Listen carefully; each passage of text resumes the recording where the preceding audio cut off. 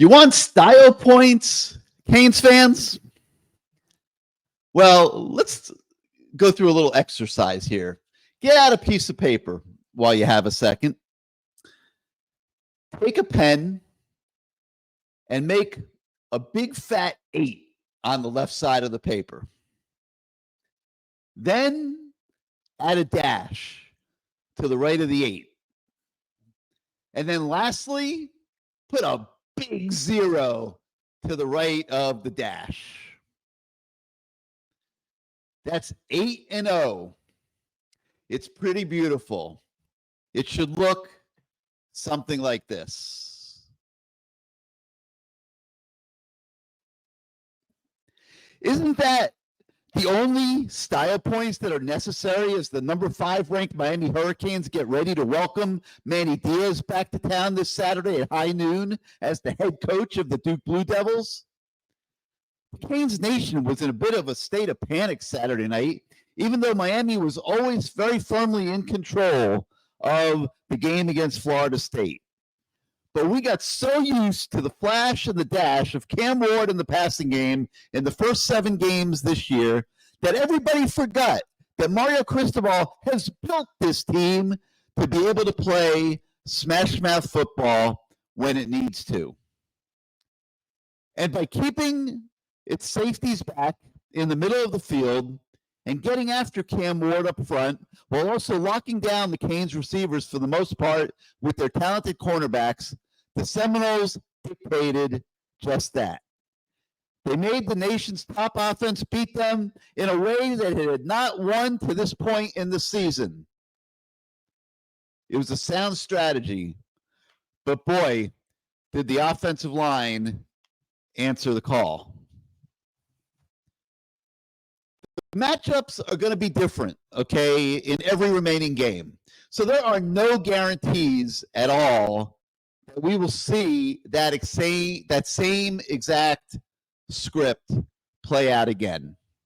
The Cam Ward Heisman campaign, it'll ramp itself back up. It could gather steam as soon as this weekend if Ward is able to master his knowledge of Manny Diaz's blitz schemes, make the right calls at the line of scrimmage, and get the ball to the right guys in the face of what you know is going to be a lot of pressure.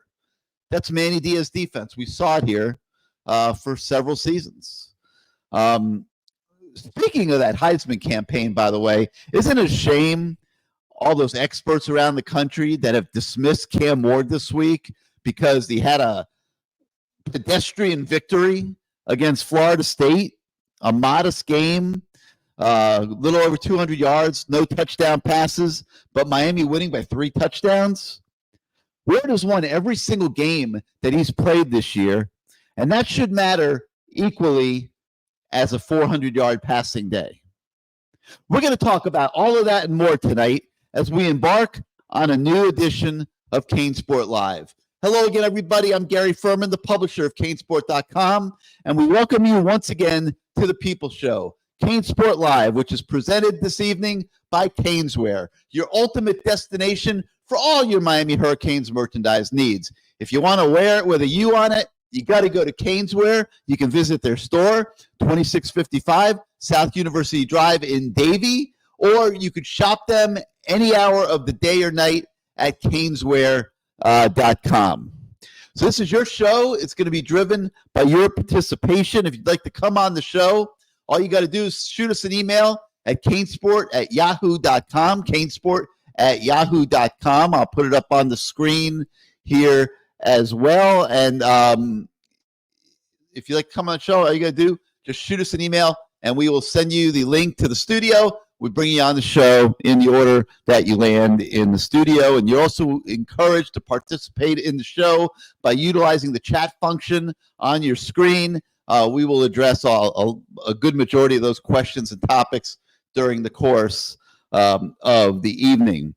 Matt Shodell is going to be joining me first tonight, and then later in the show, be joined by the voice of the fan, Bruce Warner. So we have a full night planned for you. As always, a program note. Next Tuesday is election night, and I feel pretty certain that everybody's attentions are going to be focused on that. So we are not going to have a CaneSport Live show next Tuesday night. to allow everybody to watch the election returns on Tuesday evening. We will still have a Lamar Thomas show next Wednesday night. So you guys hopefully can join us for that. But let's get this party started now. Let me bring the man, the myth, the legend himself, Mr. Matt Shodell, onto the screen. And Matt, good evening. You look like your normal happy self. Thanks so much for having me on the show. I'm very excited. Well, you should be excited because you know what? This whole day is already gone. The whole night's already gone off on the wrong foot. You do know that a camera lens is the same as a mirror. It reverses the image. So when you put up that 8-0, you do know it looked like 0-8 to everybody, right? What are you talking about? I'm just messing with you. I'm messing with you. But it does look like a small child wrote that. Why couldn't you write that yourself? Why did you make some small child? Because it was a quick exercise. I scribbled an 8. I put a dash. I scribbled an O. And I threw it up on the screen.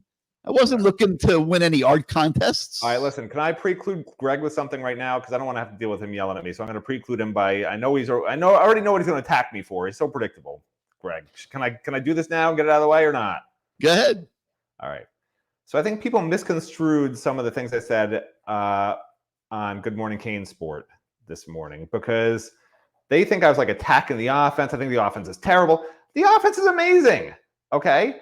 What I had an issue with, and I generally do a very poor job of explaining things to everybody, not just you people out there, whoever is actually watching this, if anybody is.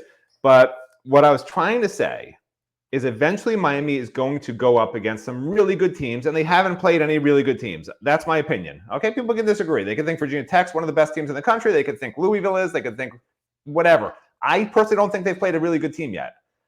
My concern is I want them to be ready to beat one of those really good teams. And the way they're going to win games is on offense, not on defense. So when I see FSU has learned all of their route trees to the point that literally no one's open and Cam Ward looks like he's holding the ball too long, which he is because no one's open, like that concerns me. And what I was trying to express is there need to be some different wrinkles on offense. Get the tight ends involved, do some mesh routes. Do some stop and goes off of a route you already normally run that they had already studied, because it was very obvious in that game. FSU knew exactly what routes Miami was running, and that's what they defended, just like that. And I understand Miami was able to run the ball, and they took what they were given, okay? But there will be a game in the playoffs or in the ACC championship game where they're given the run against, maybe 4 really good defensive linemen and a really good linebacker, and there's still 6 guys defending behind them, right? And in those situations, you need to not only be able to try to run the ball, but also be able to pass the ball effectively with things that will surprise that defense, put that defense on its heels. That's what I was trying to get at, and people got upset because they thought I was saying the offense was bad. The offense is amazing. I'm trying to look ahead, like I always do, because I'm a freaking whack job who's not happy with the status quo, and I always worry about the future. And that's what I was worrying about this morning. Okay, that's all I was trying to do. You never, Greg, you can yell at Gary for something, okay? Because I apologize for appearing to have said or criticized the offense. It was a futuristic, nonlinear, incoherent soliloquy by me, and I can apologize for it if you want. But hopefully I just expressed a little bit better what I was trying to say this morning that people apparently got very upset about. I usually don't agree with you, but in this case, I kind of do. I don't know if it was that they knew all the route trees to a T, which I'm, listen, they study everything. They draw they map every route, and they do look at probabilities. And yes, of course, Florida State's preparing for Miami year round, and Shannon Dawson now has a pretty lengthy track record as offensive coordinator, and so yeah, like they've mapped every route that he's ever had in an offense, and yeah, so they do have a pretty good idea probably. I also think that Florida State matched up athletically with Miami's offense, and listen, we all love Xavier Restrepo. He is going to break the records. He's going to be the all-time leading receiver in Miami history.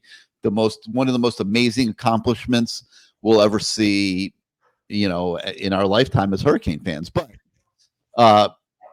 when he has to go up against an athletic secondary, a secondary that can run, he struggles to get separation, and he has, for his entire career. And if you look back, he has not had the big games against the teams with athletic secondaries, and he was struggling to get separation the other night. They were bracketing him. They obviously were looking out for him, and they weren't going to let Xavier Restrepo get off on Saturday night. And it just was what it was. And that's, I think that it was really good because, as you astutely are noting, Matt, this is a prelude for what they're going to face down the road. If they got to play Texas or Georgia or Ohio State, those teams are going to have good defensive backs, and they are going to have to find different ways to move the ball. And we didn't see a ton of passing game to the backs. We saw one play to Arroyo early in the game that was very successful,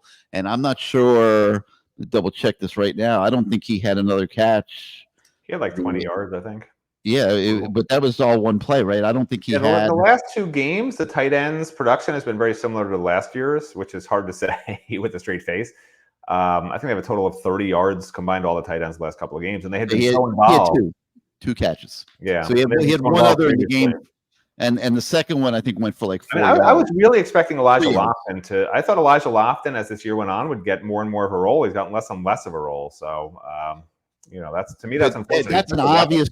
That's an obvious weapon, and the type of thing you're talking about that they can develop here late in the season and be ready to roll that out when they need it later in the ACC championship game or the playoffs. Because I think it was obvious after watching that game on Saturday night that they do need to continue to develop other ways to move the ball through the air. As great as they ran the ball, and hopefully they'll always run the ball that great, you do still have to have balance. And more passes to the backs, more passes to the tight ends, I think, would go a long way in that regard. All right, Matt, let's just go. You called them out, so we might as well go right to them and start the night with our man Greg. Hey, Greg, welcome back. You've really resonated with Matt Shodell a lot. Like he's got Greg on his brain. If you look at us closely, Greg is actually me 20 years in the future. We had a little time travel mishap, the two of us. And, Greg is Matt part 2.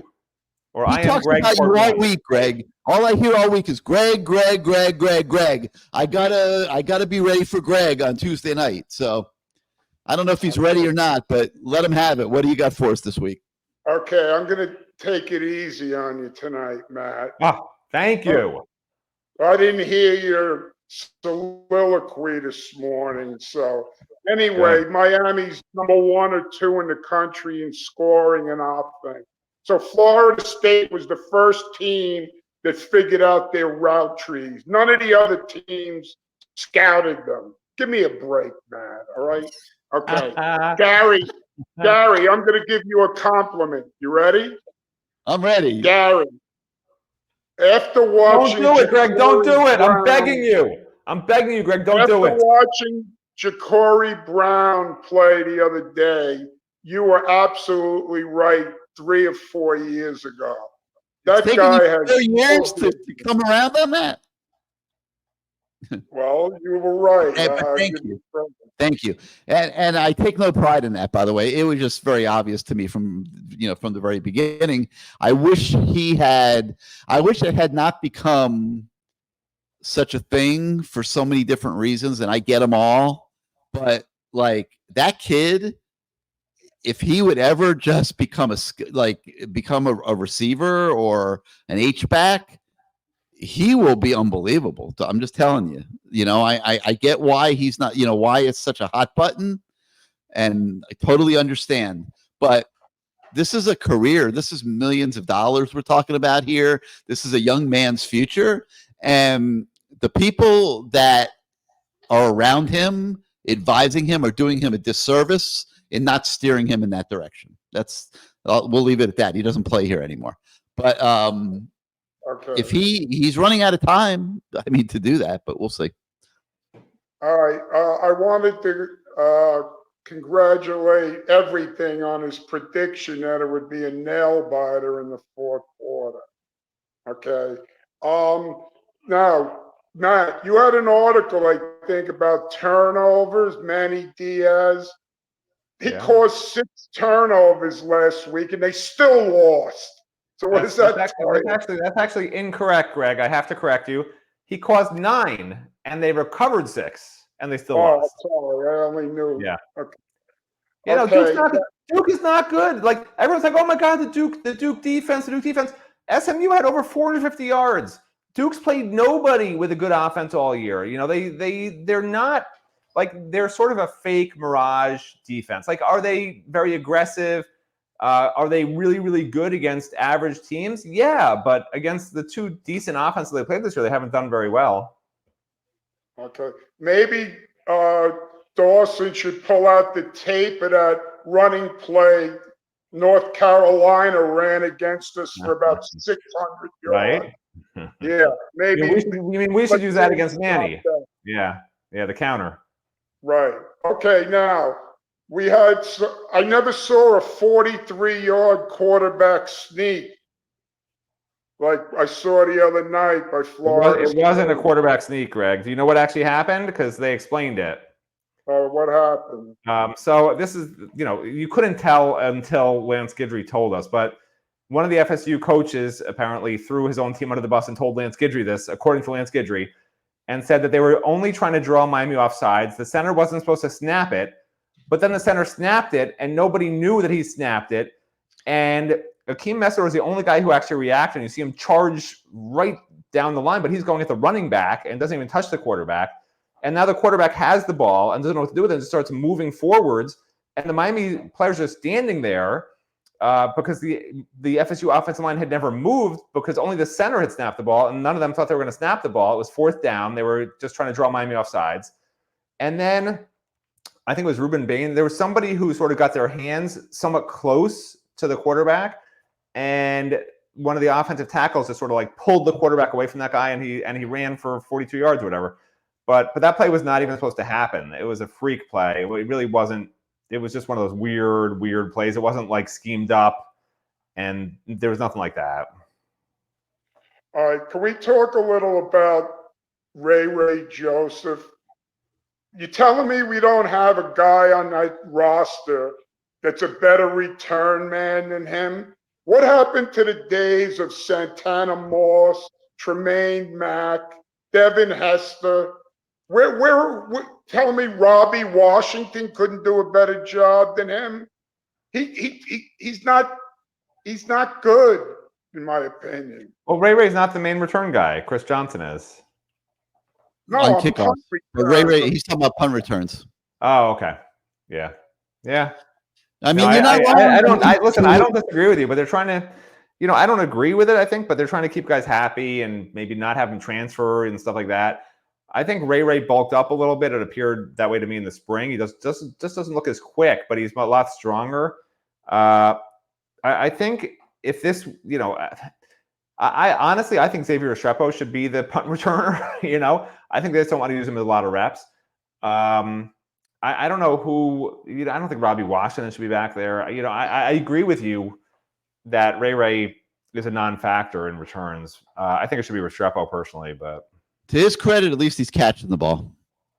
And I know that's not saying a lot, but it's a big deal when you're putting a young kid back there that they not fumble the punts. And he's been catching the ball, which is good. And he's been, other than a few earlier in the year that he should have let go into the end zone, he's been using pretty good judgment back there too. So he's doing okay.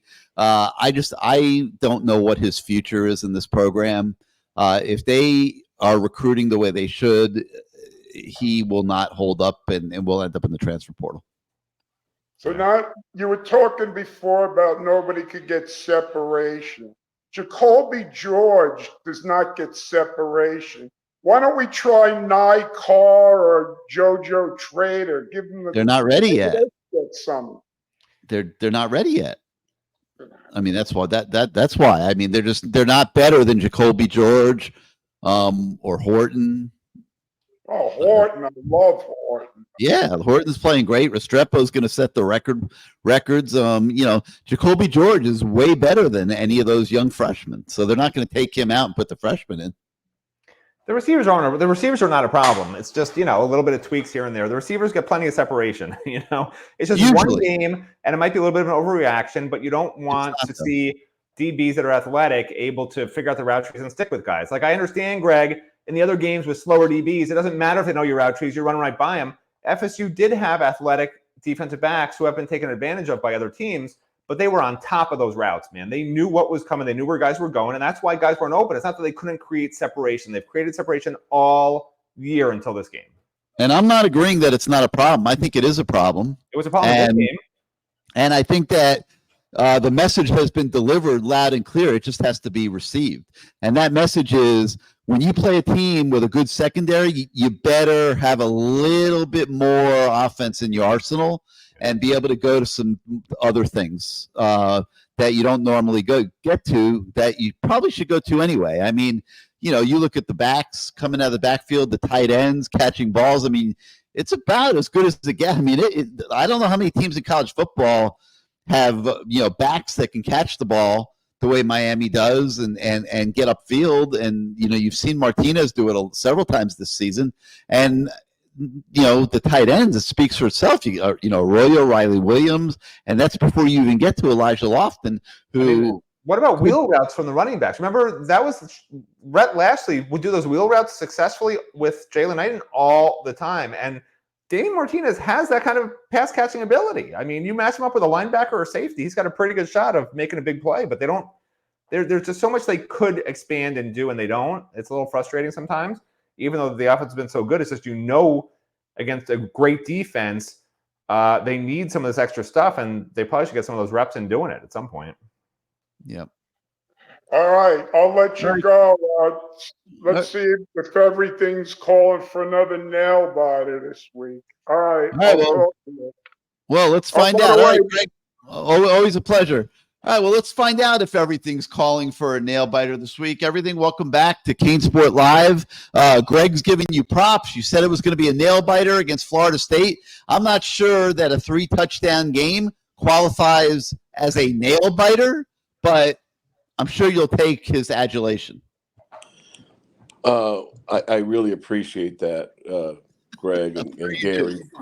Gary, thank you for emphasizing that with my intro here. But I just want to point out, what was the score at halftime again? It's one-score game, two-score game? Yeah, well, it was 17-7 at the half. 17-7. So we all know that's still called the game, right? Yeah. Yeah, but you knew Florida State wasn't going to score more than 17 points in that whole game anyway. But yeah, I know what you're saying. That Florida State offense was one of the worst. That Florida State offense made Miami's worst offenses look good. I mean, that was a pathetic. You guys hear me okay? Yeah. I'm just interrupting you. That's why I think we can't hear you. I learned from Gary. I think he can't hear us. I think he dropped. All right, we'll get back to him. John Bird's Matt says that he believes Miami would have won by more at Louisville if they would have run the ball more and let the talented running backs dominate. What do you think? So really the last two games is when Miami's running attack has come alive. And honestly, I think a lot of it has to do with Jalen Rivers, because I think their best lineup is Jalen Rivers at left tackle. It's Jalen Rivers at left guard and Markel Bell at left tackle. Those guys are just freaking physical bruisers, because Miami started off this year when Jalen Rivers wasn't there, and they were sort of a really good pass protecting offensive line and not a real good run blocking offensive line. And now you see they're doing both. Well, they actually probably were worse pass blocking than run blocking last week, but they're adept at both. Jalen Rivers, you can't underestimate how big an impact having him back is for this team. He's probably one of the three most valuable players on the offense. Like, if there's three guys you don't want to lose, one's Cam Ward. I would say one is Jalen, maybe second, Jalen Rivers, and maybe Xavier Restrepo, or Elijah Arroyo, because there's a lot of running backs. But like, that's how important he is. And I think it's fair to say if they did this, if they did that, they wouldn't win a 1-point game. They wouldn't win a 3-point game. They win by a lot more. In retrospect, in hindsight, you could always say stuff like that. But you have to remember, against Louisville, Cam Ward was lighting it up. He was throwing the ball very successfully. So I would argue when you find something that's working, why would you go away from it to a large extent? Like, I understand working the run in and obviously being balanced, but I wouldn't say run the ball more. Like, they were crushing Louisville offensively against that defense. And I wouldn't second guess what they did in that game at all. All right, let's go. Let me get rid of that, and then let's go back to everything. Everything, you back with us? Yeah, sorry about that. I had a connection issue here. But, Matt, I agree with you. I mean, at this stage, there are a lot of things that we need to take into account.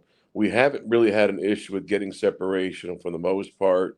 There were some routes that they were well-versed in, and pretty much when you look at everything that we ran that day, the primary thing was to run the ball. I mean, this was a total Mario type of offensive scheme from the very beginning, to dominate the trenches, to go ahead and wear them out, which they did, and just control the line of scrimmage, which they did for the most part, with the exception of one, I would say, missed tackle by 7, 8 guys, and a nice pull by the offensive lineman on the quarterback that he got out. But besides that, we totally dominated the line of scrimmage. The last score they had to end the game. I mean, that was pretty much, we had some starters in, we had some subs in. Either way, they had a nice drive, and that's college football. People are going to score on you. But it wasn't because we pretty much were not playing at the stage of we've got to get a stop here. I mean, I didn't see that. We were just kind of going through things and not playing up to where we need to play to. But for the most part, that game has illustrated to me that no matter what, when you play Florida State, you've got to go ahead, or Florida, you've got to win. You got to win in a resounding fashion. If you do that, you give yourself an opportunity to make gains and make waves with the recruits here in the state of Florida. The state of Miami is optimally what we want to control. But for the most part, it served its purpose. Moving on to this Saturday. And yes, I'm going to appease Greg here. Yes, it's going to be a close game.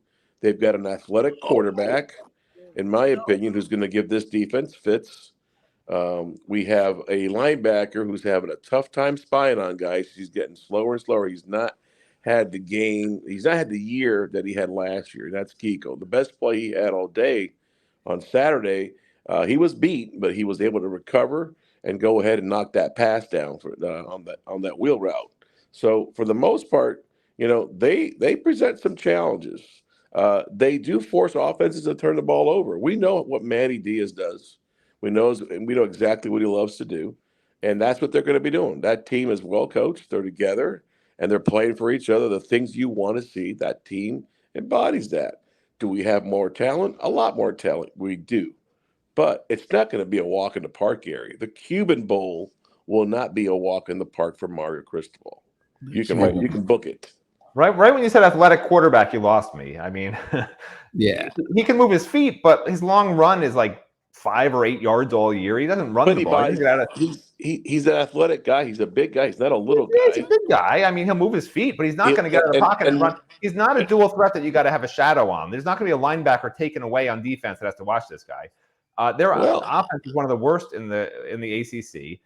Their defense is one of the best, but again, they've played almost worse non-conference competition than Miami. I think they played Elon, North Carolina A&T, maybe. I don't have to look at their schedule, but their stats that everyone's touting them are fake stats. Just like people think this is going to be a real election in a week, it's going to be a fake election. Nobody actually even votes. So they just decide, some cabal decides who wins.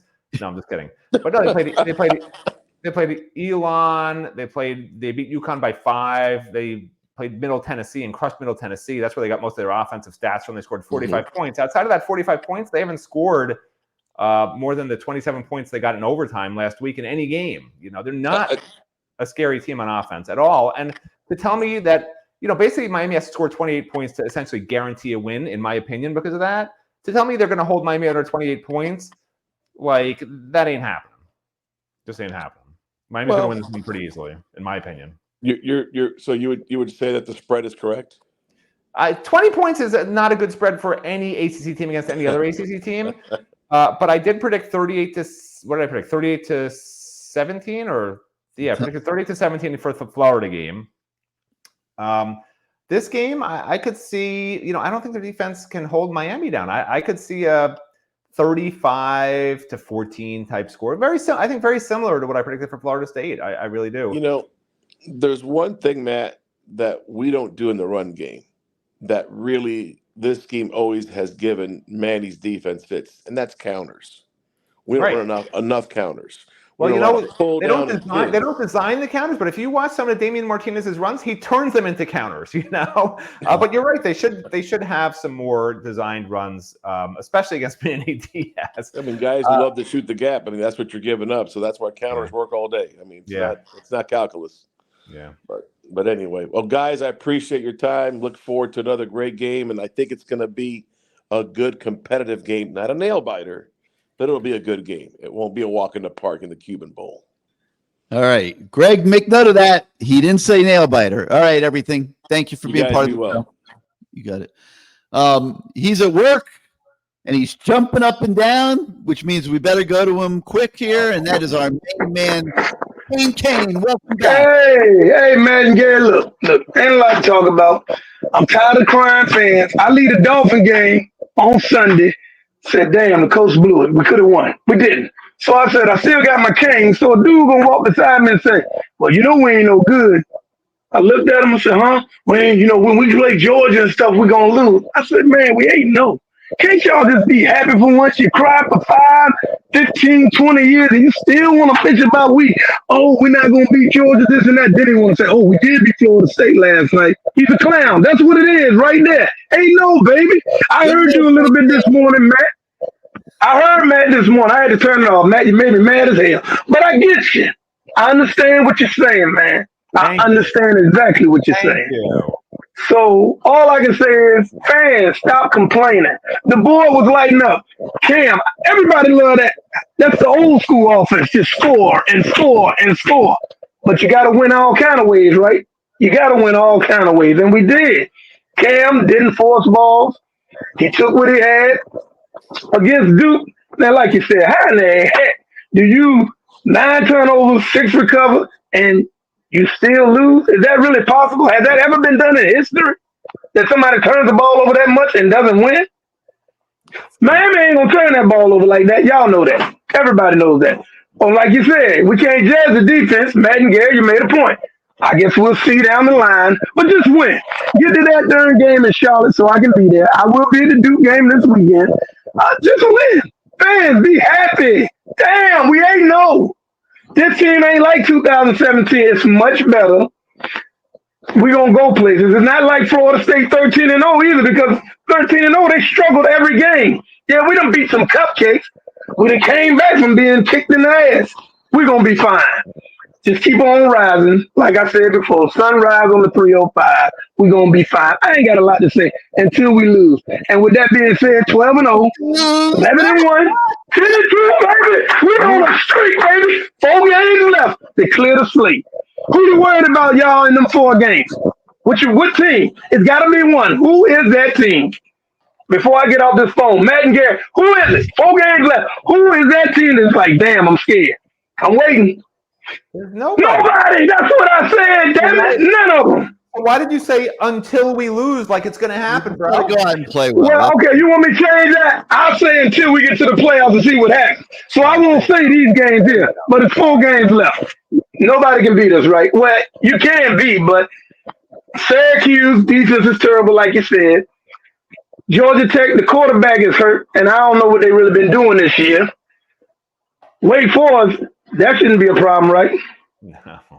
So, hell, we good, y'all. Canes fans, stop bitching and crying. Enjoy the ride until it slides. But we're not going to slide. We're just going to keep on riding to the 305. Till next time, y'all take care. I'll see y'all one of them games. I got 2 more to go, but hell, keep on running, baby. Y'all coming to Charlotte, because we will be in Charlotte. Unless a damn hurricane falls apart, and that ain't going to happen with the 305. Cam got him locked in. I seen that damn halftime speech. He don't take no mess. He said, damn it, y'all want to talk about it? Let's go get it. And they came out and got it. He reminds me of Gary, nasty, mean, and don't give a damn. That's you, Gary. That's you, man. That's both of y'all. Let me get out here and help discuss them. Talk to y'all later. Peace out. All right, Kane, go back to work, man. Was that a compliment? Was that supposed to be a compliment that we're nasty, mean, and don't give a damn? I think he thinks that's a compliment to us. He was trying to tell us something nice. That was his compliment. That was a hell of a mic drop, though. I love the way I thought I was negative until I heard him compliment us by saying we're nasty, mean, and don't give a damn. I love the way he just walked out the door and went back to work. In the meantime, Fresh 35-42. I don't know. That doesn't look to me like somebody. I already got the restraining order out. Don't worry. You can move on. I wouldn't want him calling me sexy. I know that, but he also says you're his dad.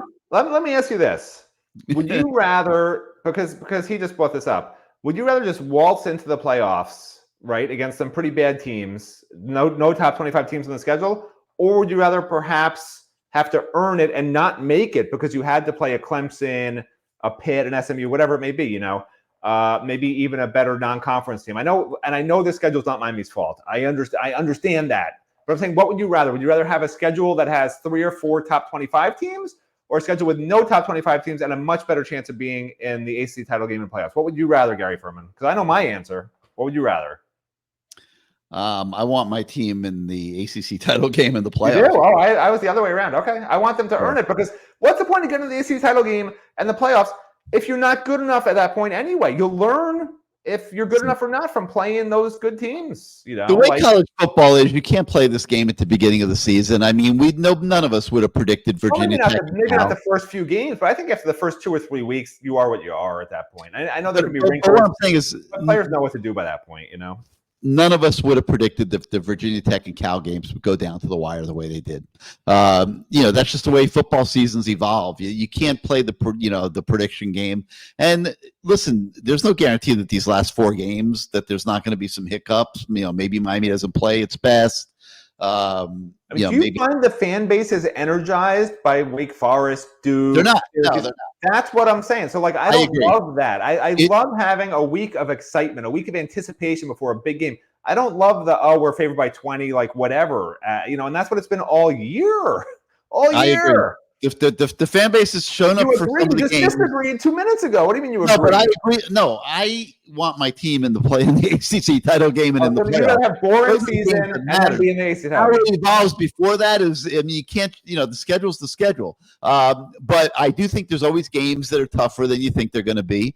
For one, and it never played anytime you try to play the WL game in August. It's an almost impossible exercise because these other teams, some of them are doing a good job in the portal and getting better too. Look at Pitt this year; they took a big leap. I just feel like there's a little bit of weird apathy around this season in Miami than what there normally is. And I think if Miami had beaten an Alabama, an Ohio State, a Michigan in the first 5 weeks of the season, even with this lousy schedule, I think that fans would be like, "We already be more engaged than what they are. We are here. We have arrived." And I feel like even with 8-0, there's this perception that we haven't arrived. It's a mirage, and it's just annoying. I agree. The fan base is not as engaged as it should be at 8-0. No argument. Callie Kane says he 100% agrees with you, Matt. Dawson needs to be more creative and have different things to challenge the defense. I think I was the one that said that, but all good, Callie Kane. But they are going to need to, when they play a team with decent defensive personnel, and it could start this weekend, have a little bit more in the offense. I think we agree. And let me respond to D. Briz, who I assume is one of your children. Stop whining, Matt. I'm not whining. It's my voice sounds like a whine. The resting, what face? That's my voice. It just sounds like a whine. I've actually said a lot of positive things today. It's just they sound like whining because that's how I sound. It's not my fault. It's a genetic deformity. Bonewell is pointing out that they were on your ass this morning, okay? But Jennifer Miller wants you to know she understood you this morning, Matt. So Jennifer Miller is our one female fan, very knowledgeable fan, by the way. Jay Mill knows what she's talking about, assuming it's a she. All right, let's. It's time for a drink. Let's go to T-Dog. What's up, T-Dog? Welcome back to CaneSport Live. What's good, fellas? You got a little mule for us? What's good, fellas? What's good? So first of all, Ferman, I owe you some flowers. You were steadfast on the the Damian Martinez fan club. So I owe you your flowers. You were right about that. We should have been patient. He still doesn't hit it as hard as I like. He still kind of, I don't want to say tiptoes, but he doesn't, the acceleration isn't there for me. But I love his physicality. I love that he can catch out of the backfield. And he's a downhill runner. So I'll give you credit for that. Different guy the last 2 weeks for sure. And Gary called it. For sure. So I got to give you your flowers, Ferman. I always give you shit on the message board, but I got to give you your flowers on that one. Thank you, man. It means a lot coming from you. Can you shoot me some fat kudos or whatever you call it while you're at it? Hey, I'm gonna have to bring some to the game for you, baby. Secondly, I would like to personally start a GoFundMe page to upgrade Greg's raggedy ass Android phone and Matt's 5 megapixel webcam. So can we please start a GoFundMe for those? It's not a webcam problem. My face actually is pixelated in real life, dude. Is that what it is? Yes, brother, I have pixelated. People tell me all the time your face looks like a bunch of pixels glued together. I get it all the time. Man, it's like I could barely understand or see you. It's gotta be like everybody in his neighborhood's probably using the broadband tonight, so he's not getting a solid picture. And then my main point for jumping on here tonight, and y'all have already been talking about it. I'm very nebulous on the idea of Shannon Dawson being a good OC, man. I really am. Granted, I love this year. This year's awesome. But let's keep it a buck. Let's keep it 100. Cam is 80% of the reason why the offense is the way that it is this year. And I find it very interesting that 7-8 games into this season, the offense looks exactly the same. I was at the game. I was at the FSU game. I brought the fam. We're down there. I'm literally like 5 rows from the field. And I'm like, bro, like my dad is yelling at me, why is Cam holding the ball? Why is Cam holding the ball? And just like what Matt said, well, first of all, nobody was getting open. I agree with that. But that is also because of the scheme. Think about earlier this year when we played that one team and they had like this little slot guy that was giving us the business. What team was that? I can't remember who that was. Yeah, I remember that. Who was that? It's like a little guy, little white dude. He was giving us a business. He put up like almost 100 yards or something, right? Yeah. He was schemed against our defense. He's not a better athlete than our guys, but he was put in position to beat our defense. And could that have been Ball State or USF or something? It might have been USF. Maybe it was USF. I think it was USF. I don't see our OC doing that. I don't. And maybe he doesn't have as much control of the offense this year because Cam is such an alpha and he kind of has, more leverage and he dictates what's going on.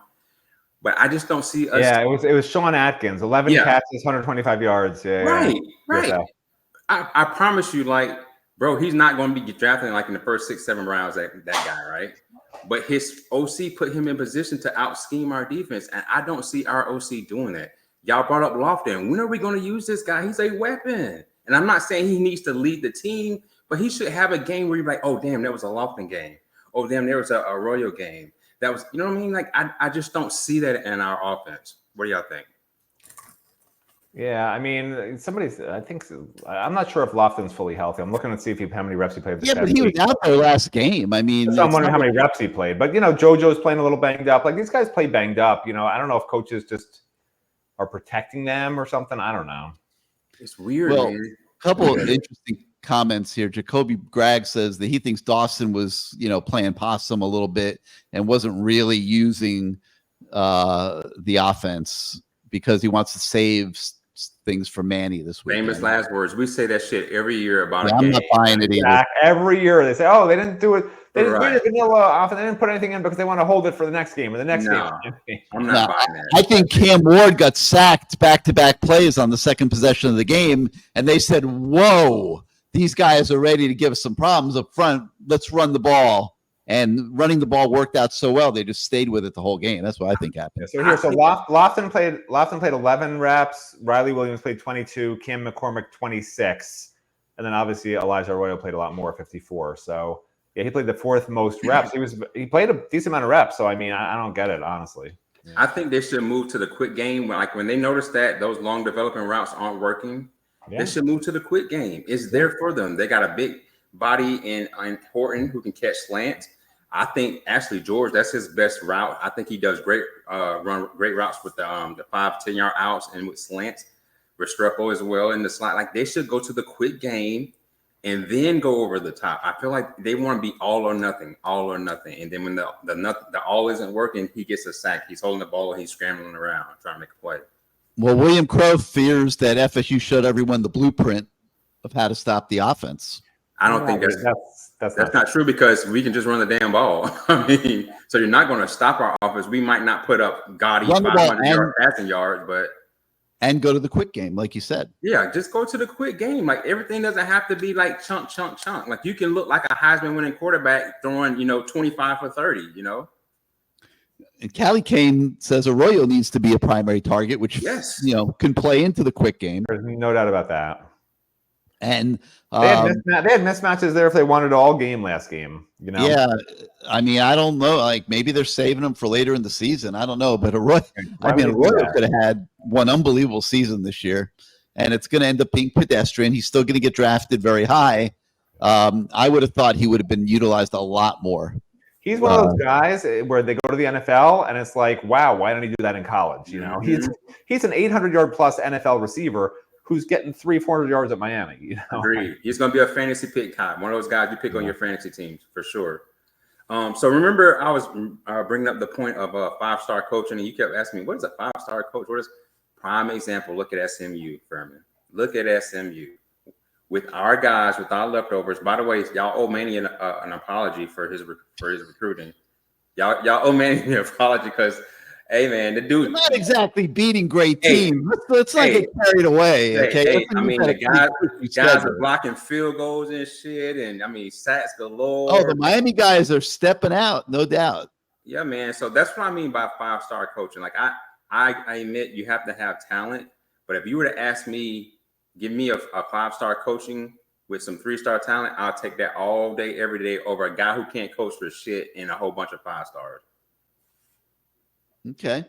I'm taking the 5 stars. Yeah, okay. Well, you know who's had a whole bunch of 5 stars and didn't do shit? Texas A&M. Yeah, that's true. That's true. Exactly, brother. Exactly. You gotta get the right 5 stars. Yeah. Here's the thing. A lot of these 5 stars come in and they're really, really hard to coach. Because they've always done it so easily, and the minute they come up against adversity, they're not used to it. The minute they're sitting and aren't playing, they're not used to it. Whereas guys who are 3, even 4 stars, they've had to earn it a little bit more. And I remember back in the day, these coaches would get the 5 stars when they were actually getting 5 stars at Miami, right? Before Mario came, it wasn't that frequently, but when they literally would have to spend extra time with those guys to beat them down in practice, to tell them how bad they are and how they suck, in order to get them to just focus on getting better instead of the glamour of being a 5-star, But if you get the right 5 stars that work hard, the Francis Mauigoa types, I mean, I'll take those guys all day long over 3 stars and 4 stars, and I'll take the bad coach with the Francis Mauigoas at every position. Thank you very much.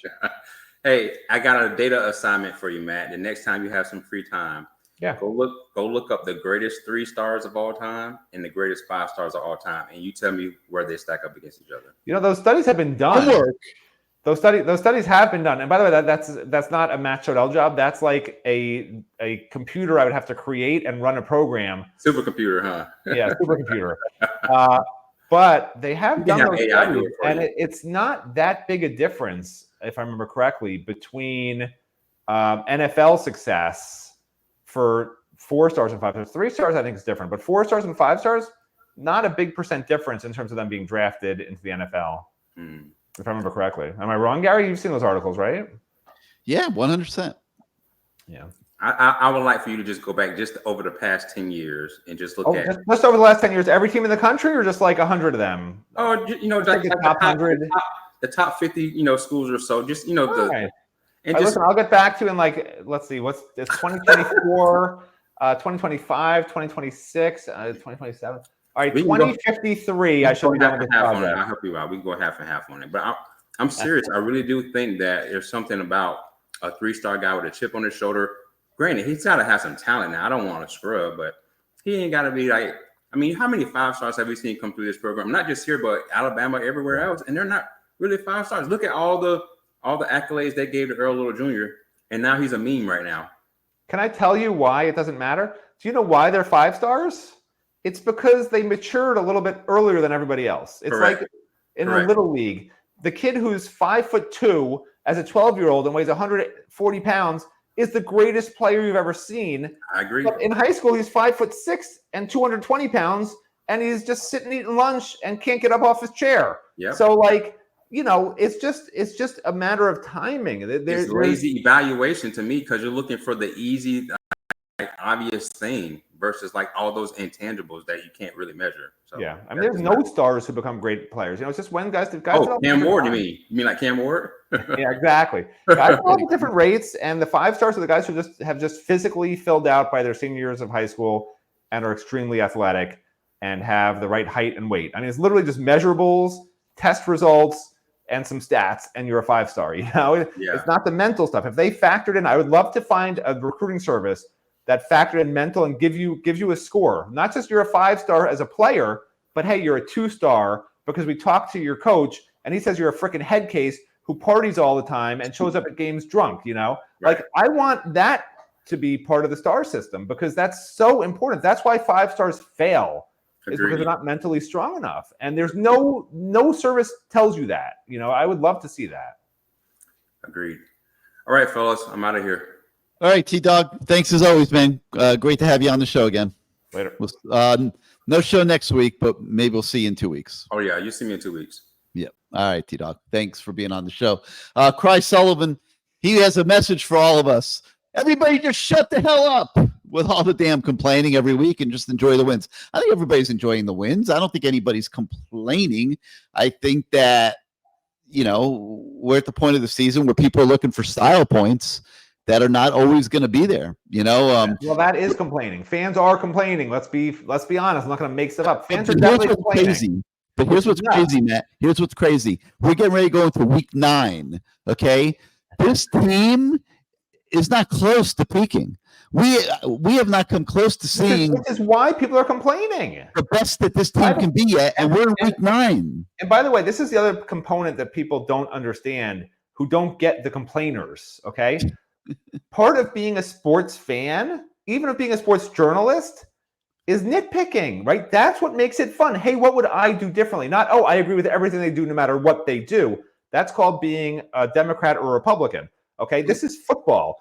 And in football, when you're sitting around the water cooler, they still have water coolers. When you're sitting around your your Brita jar on your kitchen counter with other people, like you want to say, hey, here's what I would have done different. Hey, maybe we could win the national championship if they did this, if they did that. Hey, how come we only beat this team by 1 point? How come we only beat this team by 3 points? Should we have won by more? If so, why?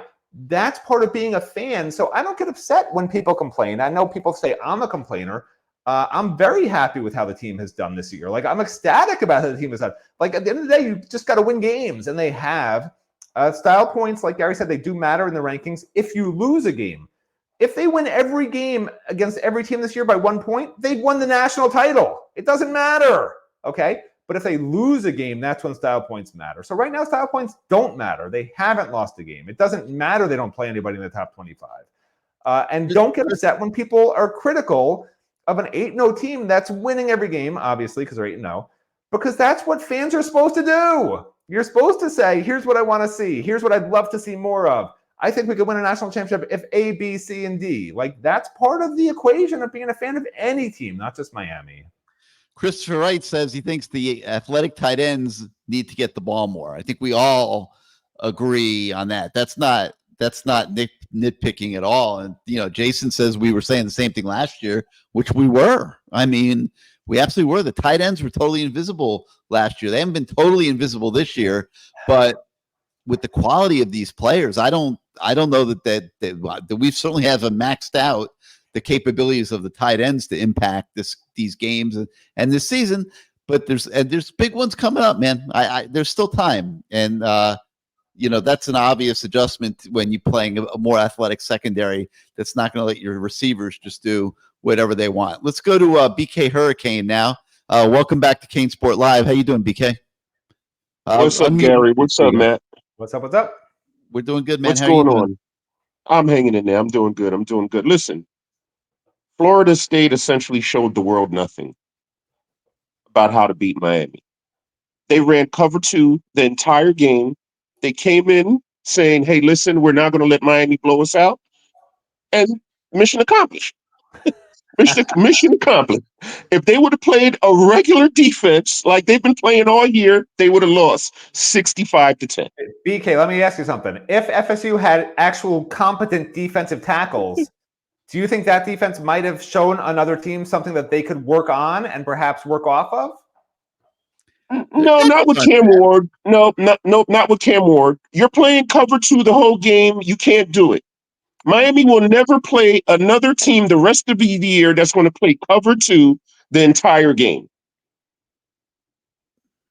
Florida played like they had nothing to lose. They went for it on every 4th down. I'm surprised they didn't throw out the kitchen sink. I'm shocked. I didn't see trick plays. Miami will never play another team the rest of the year where they're going to see that an entire game.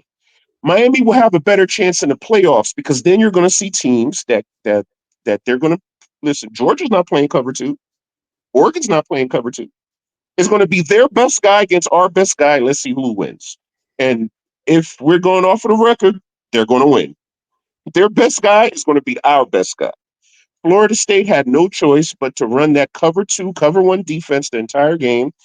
They accomplished what they wanted to accomplish. They knew they were going to lose. They were just trying not to get embarrassed. And that's what happened. That's actually really good. That's exactly what happened. They this showed guy- the world nothing. That guy should be on the morning show, not me. I think that's a really good point. I actually do. They showed the world absolutely nothing. BK just hit on the head. FSU was trying to lose, but not by too many points. That's a very fair point. Make them earn it. It was obvious. It was obvious. They were trying not to get blown out. It wasn't obvious to me that they were trying to lose by not too many points, but okay. Listen. It was brutally obvious. The world knew it. They knew it. They couldn't compete the entire year. They were going up against Cam Ward. They said, "Hey, listen, let's halt this Cam Ward, Heisman campaign a little bit, and let's let somebody else beat us." And that's what happened. That's funny. Mark Fletcher, Damian Martinez, they were just running off big chunk yards the entire game. They slowed the game down. Yeah. They slowed the game down. And Really did. I like that. They got what they wanted. If they didn't slow the game down, you're giving Cam Ward a chance to light you up. Oh, no. And by the way, unacceptable. Just so you know, Gary, you're out of focus. Miami isn't, FSU is not the only one that went for it every 4th down. Miami went for it on a couple of 4th downs also. So right, I understand that, but that was them trying to flex their muscle on. Yeah, I know. on Florida State. Right, because Miami had that was them trying to flex. Miami scored on 7 out of 8 drives against a 7 out of 8 drives. Against a real team, they probably score 5 out of 8 drives, right? Because you actually want to play field position in a close game. You're not going to go for it from the 48 or the 46 in, stuff like that. And 2 of those field goal drives, they should have went for it on 4th down. 4th and 3, 4th and 2. Let's just kick the field goal. Florida State didn't stop in the whole game. Right, correct. The whole game. They kept going for it. Correct. Yeah. They should have gone for it. They probably would have got it, but Mario said, "Hey, let's just come out of here with the win. We'll catch them next year." You know what I'm saying? We'll catch them next year. But Florida State essentially showed the world nothing. And I agree with Gary. I'm still waiting on this team to peak. Pretty soon, I'm hoping and praying that it clicks. Something clicks with the defense.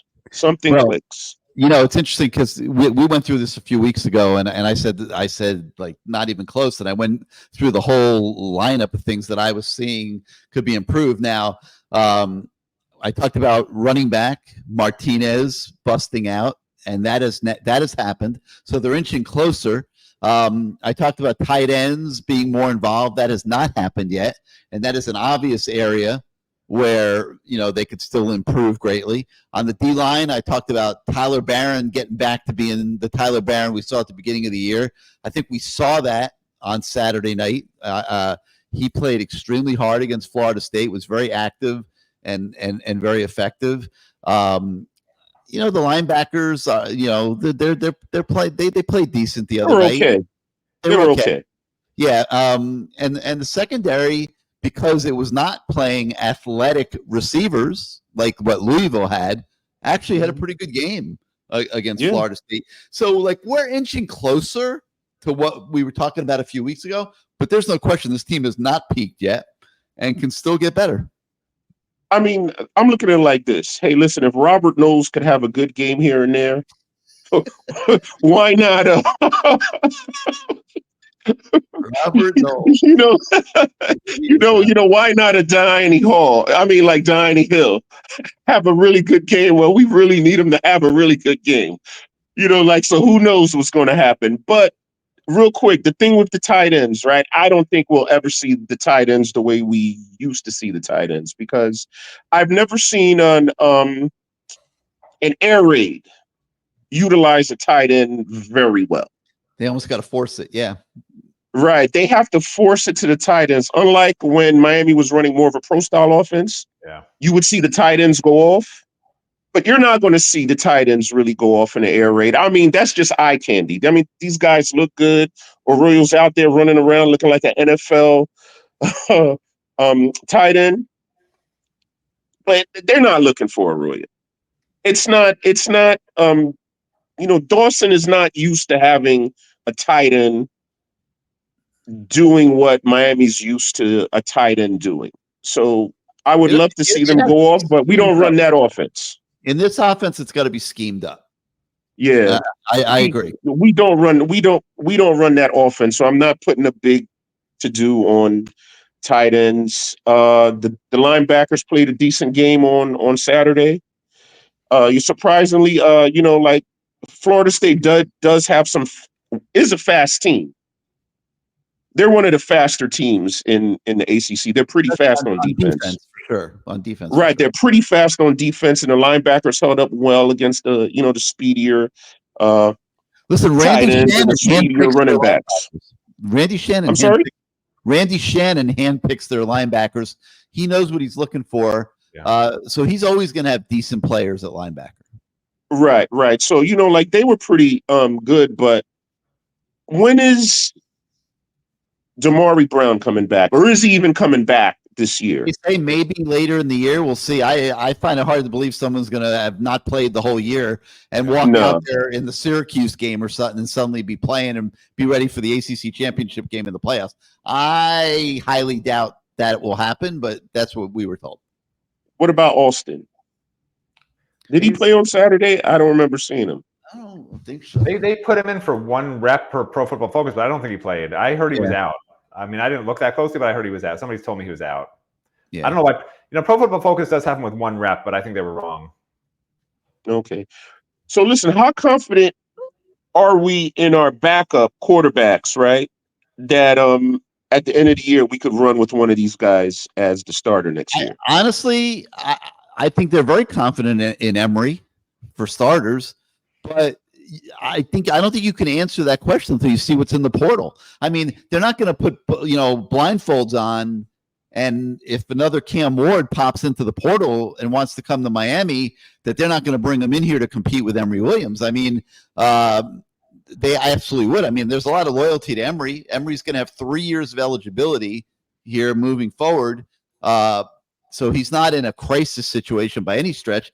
But I asked Shannon Dawson because I really wanted to hear what his evaluation was of Emory in practices this year, and he didn't really answer the question.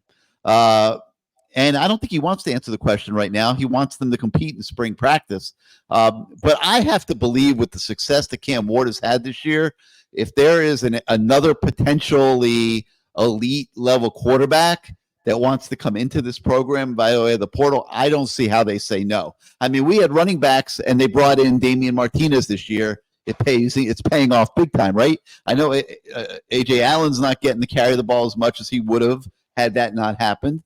I know Christopher Johnson is not as involved as he would have been had that not happened. But this football team is a lot better because Damian Martinez is here. So I think you'll see the same philosophy. I really do. What's going on with Chris Wheatley-Humphrey? He got hurt early. He's done? He's going to redshirt this year. Yeah, I mean, he got hurt early, and I don't know if he's done. I mean, he hasn't been playing in the games, right, Matt? No, I think he should. I can't say he has. I think he's going to get a red shirt this year. Yeah, and I think maybe he could even wind up a DB. They got to figure that out. Yeah, they'll figure it out. But Okay. Uh, but yeah, he got hurt early and missed some time, and that set him back. And he wasn't all right. Well, playing that's ahead of all I Chris got. Johnson anyway, BK. He wasn't going to All play right. ahead of That's Chris all I Johnson. got. Thanks a lot, guys. All right, man. Yep. All Thank right. you. Good Thank talking, you as man. always for being part of the show. All right, Matt. It's almost time for us to let you go for the night and bring in the voice of the fan, Bruce Warner. But before that happens, D Briz has a question. Why are you? My son. Why Why are is you so negative? no, he's saying my son's negative. Can you Well, read? no, because he corrected it. He knows my son. He corrected it to Oh, be darn it.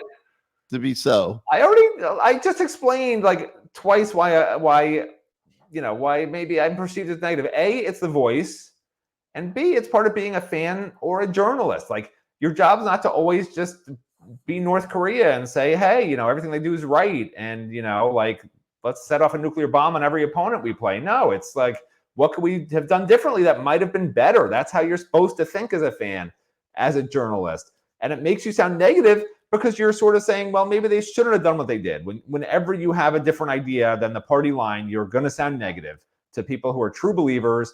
D. Briz is a true believer. He also, I believe, if it is a person, a man, I don't know if a man or woman, whatever, whoever this person is, they also said, I do read the comments sometimes. They said, how come I don't bring the same energy to press conferences or these Zoom calls with the players? I assume by that he means how come I don't berate the players during the Zoom calls and berate the coaches during the press conferences? I'd be happy to do that. I don't think it would go over so well. That's why. I don't think they'd enjoy it. Yeah, we're not looking to do that. Yeah. All right, Matt, go get some rest, man. All right, later, everybody. All right. We'll see you next time. Christopher Wright is making a point here that the Carrier Dome, I don't know about the winner part, but that last game of the year, Syracuse, Carrier Dome, you just have a feeling like, and I know they got their butts kicked by Pittsburgh last week, but you just kind of have a feeling that could be one that could get a little tricky, Thanksgiving weekend on the road. We'll see what happens. The Canes, I'll be shocked if they just walk through the park in these last 4 games without any challenge whatsoever. Like that would be a good sign in one sense, because it would mean that they're getting better and better and better and teams can't stay with them. But that just doesn't seem like reality. Look at the first part of the season where we had to deal with Cal and Virginia Tech. All right, let's bring in the voice of the fan, Bruce Warner. Talk about a little bit of a blur there, but hopefully that'll get straightened out. Bruce, welcome back to CaneSport Live. Before we get back to our guests, your general impressions coming out of the FSU game. We won. We're 8-0, just like 8-0, baby. Post. What? We're 8-0. 8-0. We had 3 games before that I had, like I said, I had about 3 or 4 strokes and 5 or 6 heart attacks. I didn't have any heart attacks. I watched the game. They never really competed with us. They were down from the get-go. You heard Cam Ward not happy with his performance, and he was not happy settling for 3 field goals. The reality is, if they didn't score that last touchdown, it would have been 36-7. By the way, did Mario ever explain why he went for 2 at that juncture? Because I don't think there's a person on the planet that agreed with that. They have a chart and they don't care what the score is. That's number one. And number 2, Mario wanted to win by as big a margin as possible. Yeah, all right, but you could have still won if you kicked the extra point. You had 30. I'm 100% with you. I know people that lost their bets because they ended up getting a line of 22.5 instead of 21.5, okay. and that was the difference in them winning or losing. So right. I don't bet, so I don't care about point spreads. But yeah, I can understand why people are upset. Ward was not happy. I'm sure he spent all week and is spending all week in that film. They're knocking him out of the Heisman race over it. It's unbelievable. Who knocked him out? A lot of the people that do Heisman forecasts around the country. Now all of a sudden they're saying Dylan Gabriel and Travis Hunter and the running back Genti. They're saying Cam Ward's number 4 now because he only threw for 200 and something yards in the Florida State game and didn't have a touchdown pass. And won by 22 points. Points. Yeah, it's insane. Yeah, who has Oregon played this year? They haven't played too many great teams, Oregon. They haven't played that many great teams. They played Ohio State, though. And they won. Right, they beat them by a point. But, but that's one game. That's just one game. The rest of the season, he hasn't done that. Look at the stats that this kid has, Cam Ward. Anyway, I'm not worried about the Heisman, and I don't think he is either. He wants to win. I was impressed with a lot of things, the defense, but I do have issues. I'm kind of like Matt. They got in the backfield a lot, but that kid escaped a lot. And if you've noticed in the last few games, a lot of the quarterbacks are not getting sacked. They're escaping, and they're just running past our guys and creating plays. I thought they should have called the ball dead on both of those plays. The one with Martinez and the one with the quarterback from Florida State that he escaped and he ran for like 40-something yards. I didn't like that, or the lack of a call on those two. But you have to feel great about the offense. Here's another thing, though. I watched your show this morning, and I do agree with Matt. You know this, Gary, when you know a pass rush is coming or a blitz, one of the first things any coordinator would do, screen. I hear some people on here talking, we don't need to screen. Yes, you do. Because teams... I don't think we've seen a screen all year. Well, not a screen to the back. They throw these little side passes to the guys. That's not a screen. And Florida State has seen enough film to know that's not going to beat them. You got to let the receiver go down the field and you dump it off to one of your backs in the flat. Now, I know last week you were talking about, you can't play Chris Johnson all the time because they know he's going to get the ball. How about using him as a decoy? Let him get the ball once or twice, then play action, fake to him. Everybody's going to come up and go over the top. But be a little more creative. I don't think Dawson, I agree with Matt. He's not as creative. There are things you should be doing when you get to that line of scrimmage and you know there's a blitz. Just change the play to a screen. I don't even know if they have one. With a quarterback like this, they should have a screen. He's so damn dangerous. But it's really hard to complain about too many things, especially when you're 8-0 now and you got Manny coming into town. I love the running game. They really, really, really trampled Florida State. But you know what? At the beginning of the season, they got trampled by Georgia Tech in Ireland, right? Running the ball down their throats. They only threw like 11 passes, Georgia Tech. So, yeah, it worked. And I don't think it's such a bad game, but they didn't convert 3 times and they wound up with field goals. This kid's automatic anyway, so they won. They won by 22 points. I was trying to remember if I saw him out there. I don't think Chris Johnson got an offensive rep last week. No, but he got on. Didn't he return a kick or two? Yeah, he did kick returns. Yeah, right. But I don't know if he got in there. He may have gotten in there and didn't get the ball. I don't know, but you got a weapon like that, you got to use him. But you could also do the same thing with Fletcher and with Martinez or AJ Allen for that matter. He's probably a very good screen guy. But they got to do it. You just can't say, okay, well, they're playing too deep. We can't go down the field, so let's just throw little dinky passes. No, there's ways to set this up. I think, and I'm still not sold on him as an offensive coordinator. But again, when you have a guy like Ward who creates something out of nothing, absolute nothing, you can't complain. Definitely can't. All right, let's go to Adam. Adam, welcome back to. Hey Gary. Hey Bruce. How you doing? He's out of the cave that he was in last week. Yeah. Better like a couple things. One, I want to follow up on the previous caller. What do we have in place so that UM 2025 isn't like FSU 2024, where they lose everybody and then the bottom falls out? Well, we're losing receivers, right? Who are we losing from the D-line? Barron? Simeon Barrow?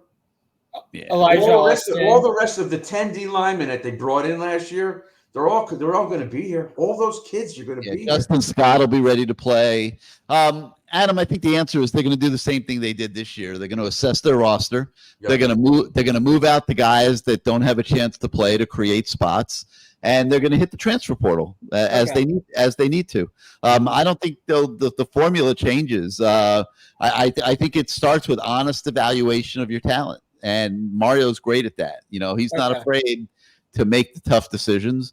That's why I look at a guy like Ray Joseph and I just wonder, is he going to be on this team next year? Because I don't, a guy that's not really making a contribution and not showing signs that he can go to another level in today's world of college football with NIL and now revenue sharing coming and all those, you can't afford to have those guys taking up cap space. So I thought this guy might be another Kevin Williams or something like that because But he whatever quickness and burst he had, he lost it. He did gain a lot of weight. He's thicker. You could see it right at him. He doesn't look like the same. Well, no, he doesn't. And I was thinking not Kevin Williams. There was a player around his time named Jonathan Harris. Yeah, Jonathan. Yeah, I think Jonathan that was like 5'6", 5'7". Oh, okay. But we say he doesn't look the same. The same as what? Like he looked last year. He was skinny last year, but he was quick. Yeah, but he didn't have any more effectiveness. And he was skinny. He couldn't get off jams and couldn't play. So he had to get stronger. He got stronger, but it's not making a difference. Yeah, and the O-line that decommitted today, this guy Moogs, was this more just a parting of the ways and is just moving up the board? Not sure on that yet, whose decision it was. But I'm guessing, that maybe he's not having the best season and they decided to move on from him. But okay. Yeah. And a couple of things. What is the key, because obviously Duke created, 6 turnovers last week. So obviously a Manny Diaz defense, they're going to be aggressive. What's the key in stemming that and just getting an easy win or not? It's funny because I asked Lance Guidry that question this week. I said, Lance, what's the secret sauce? You're playing a team this week. They had 9 strips or 9 turnovers potentially last week. They got 6 of them. 3 of them went back to the other team. Miami's been struggling in that regard this year. Miami's not getting a lot of turnovers. And, I asked Lance Guidry, what's the secret sauce? And he said nothing. It's just, he seemed to suggest that there's, a lot of circumstance and luck involved in it, but I'm not sure that's true. I think Manny Diaz coaches very, very hard the idea of turning the ball over and stripping the ball. And I think he coaches that very directly and gets the benefit possibly from that. Go ahead. And then also because Cam Ward, he is a gunslinger. I mean, he's a great quarterback, don't get me wrong, but he does take risk. How is he going to minimize that so we're not in a dogfight in the fourth quarter instead of up 20-25 with the talent discrepancy? I don't know if those are dogfight. Adam, you know what? The defense isn't helping them. They scored 52 against Louisville when there was a nail-biter with 52 points. It's not on Ward. It's on the defense. They're not making plays. They're letting these guys get chunk yards constantly, 50, 60-yard pass plays, running plays. We can't even seal the edge. I was talking to Greg Mark the other day, and he said they're still having problems with it. He said, did you see Tyler Barron go inside the tackle last week? He's supposed to go up once the edge is sealed, then if he wants to cut in. But you don't cut in right off the beginning. They just did it. They're getting around our corners. And speaking of Tyler Barron, not to mention his good game, but did Mario mention anything on his late hit when he clotheslined the quarterback or gave him a forearm shiver when he would have gotten off the field? He made a comment about stupid things, but he didn't specifically name him. But that had to be what he was talking about. Yeah. Because that was just dumb. Yeah. I mean, we would have gotten off the field or they would have gone for it and we would have gotten it deep in our own territory. Yeah. Those are the things that are keeping some of these teams in games. Mm-hmm. And I mean, that's all I had tonight. Thanks for taking my call. All right, Adam. Thanks as always for being part of the show. Let's go out to Sebastian. You're live on CaneSport Live. What's up, man? Now he'll agree with me. If Duke's going to start coming after us, there's where you throw screens. That's what you got to do. Yeah, you got to do it. You want to slow down that pass rush. And the thing I remember when Manny was here was, impressive as our defense was.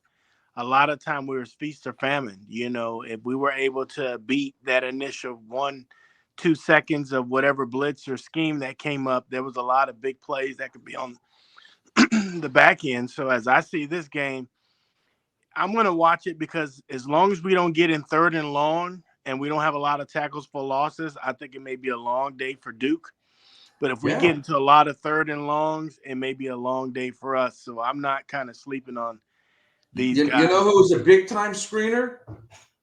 One of Mario's former coaches, Nick Saban. He knows when to screen. They screen people to death. Now, Yeah. if it's good enough for him, it's good enough for me. I bet it's good enough for you, Sebastian. That's what Yep. you should be doing until they stop it. Yep. Until they get a chance to do it. The first thing I just want to say is, to be getting ready to hit November and to be 8-0 has to be a good feeling. I mean, we can knick-knack about a whole lot of things, but if we win the next 4 games by just a combination of 1 point each, that's all that matters to me. I mean, just get to Charlotte and, put a team on the field and let's see what happens when we get to the postseason. Sebastian, I'm going to call you out.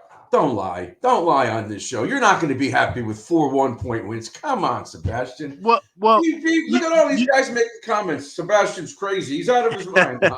I'm just kidding you. But I wouldn't be happy. I'd be angry. You don't want to win by 1.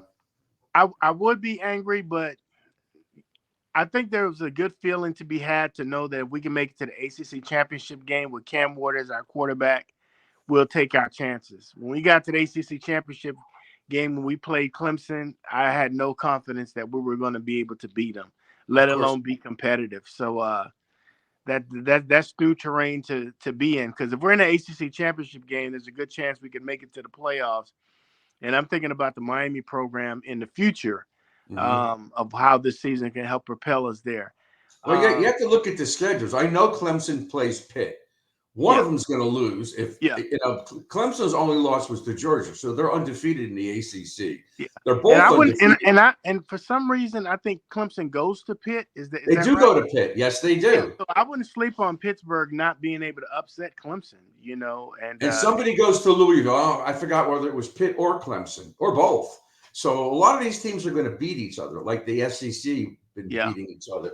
But Miami's sitting in a great position. Just can't screw it up. Yeah. I got a couple questions for both Bruce and Gary. What happened to Popo Aguirre this past week? I didn't see him play much in the Florida State game. No one said anything. He was sick the week before. He didn't even go to Louisville. He was sick.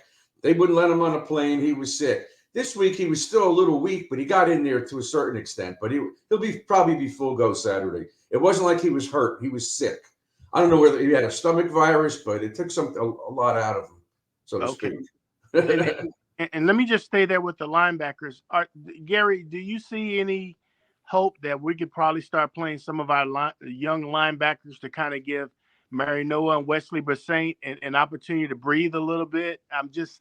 We're this deep into the season. Other than Popo, no, not really. I mean, are you going to throw Cam Pruitt out there at this point of the season? They're going to get in blowouts, Gary. They will get in blowouts. If the game in a blowout, yes, but in meaningful time, I think if they're not out there by this point of the season, unless there's an injury, I don't think you'll see it. They do like a few of the young linebackers, but they just need a little bit more seasoning, I think, before they feel comfortable putting them out there in the heat of the battle. Okay, let's go to the secondary. I don't know if Damari is going to come back, but do we have anything there? Is there anybody that's even close to playing? Saquon is playing more and more. Yeah, I understand from the safety perspective, but I'm talking about from the cornerback perspective, because I think sometimes our cornerbacks just need like a little bit of rest to kind of. I mean, they're playing a lot of snaps, and I'm just wondering, are we just wearing those guys out? In a little bit, maybe, yes, but I don't. If they had it, I think you'd have been seeing it, and I don't know. I mean, Dylan Day, I think, has been bouncing a little bit back and forth. I'm trying to think, but Stafford's not getting much play. But I don't think that they're comfortable putting him out there. So there's no hope for Stafford. There's no hope for Mack. Who's the other one? Mack.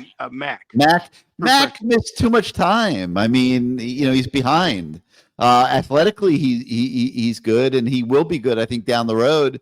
I don't see it happening for him. I don't see it happening for Stafford.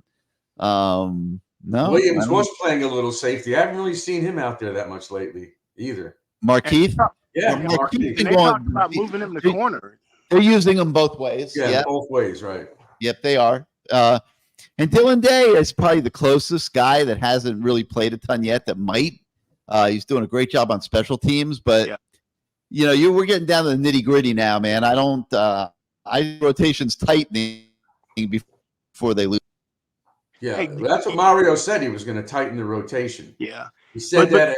He said that after the Virginia Tech game, and then he said it again after the Louisville game. He's going to just cut down.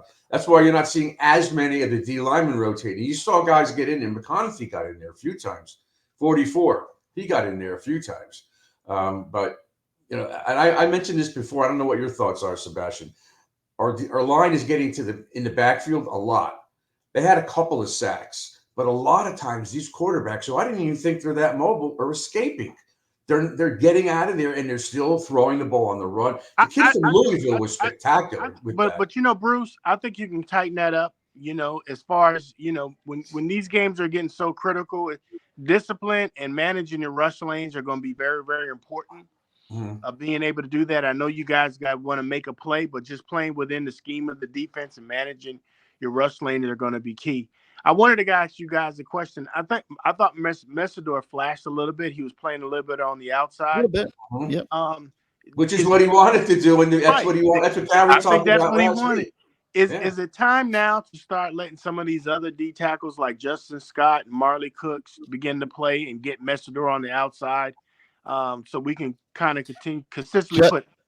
Justin Scott went 12 reps in the game the other day. Did not grade out particularly well, at least by Pro Football Focus. I don't know what he did, with the coaches. Marley Cook got 14 reps the other day. So he's. How about Moten? How many did Moten have?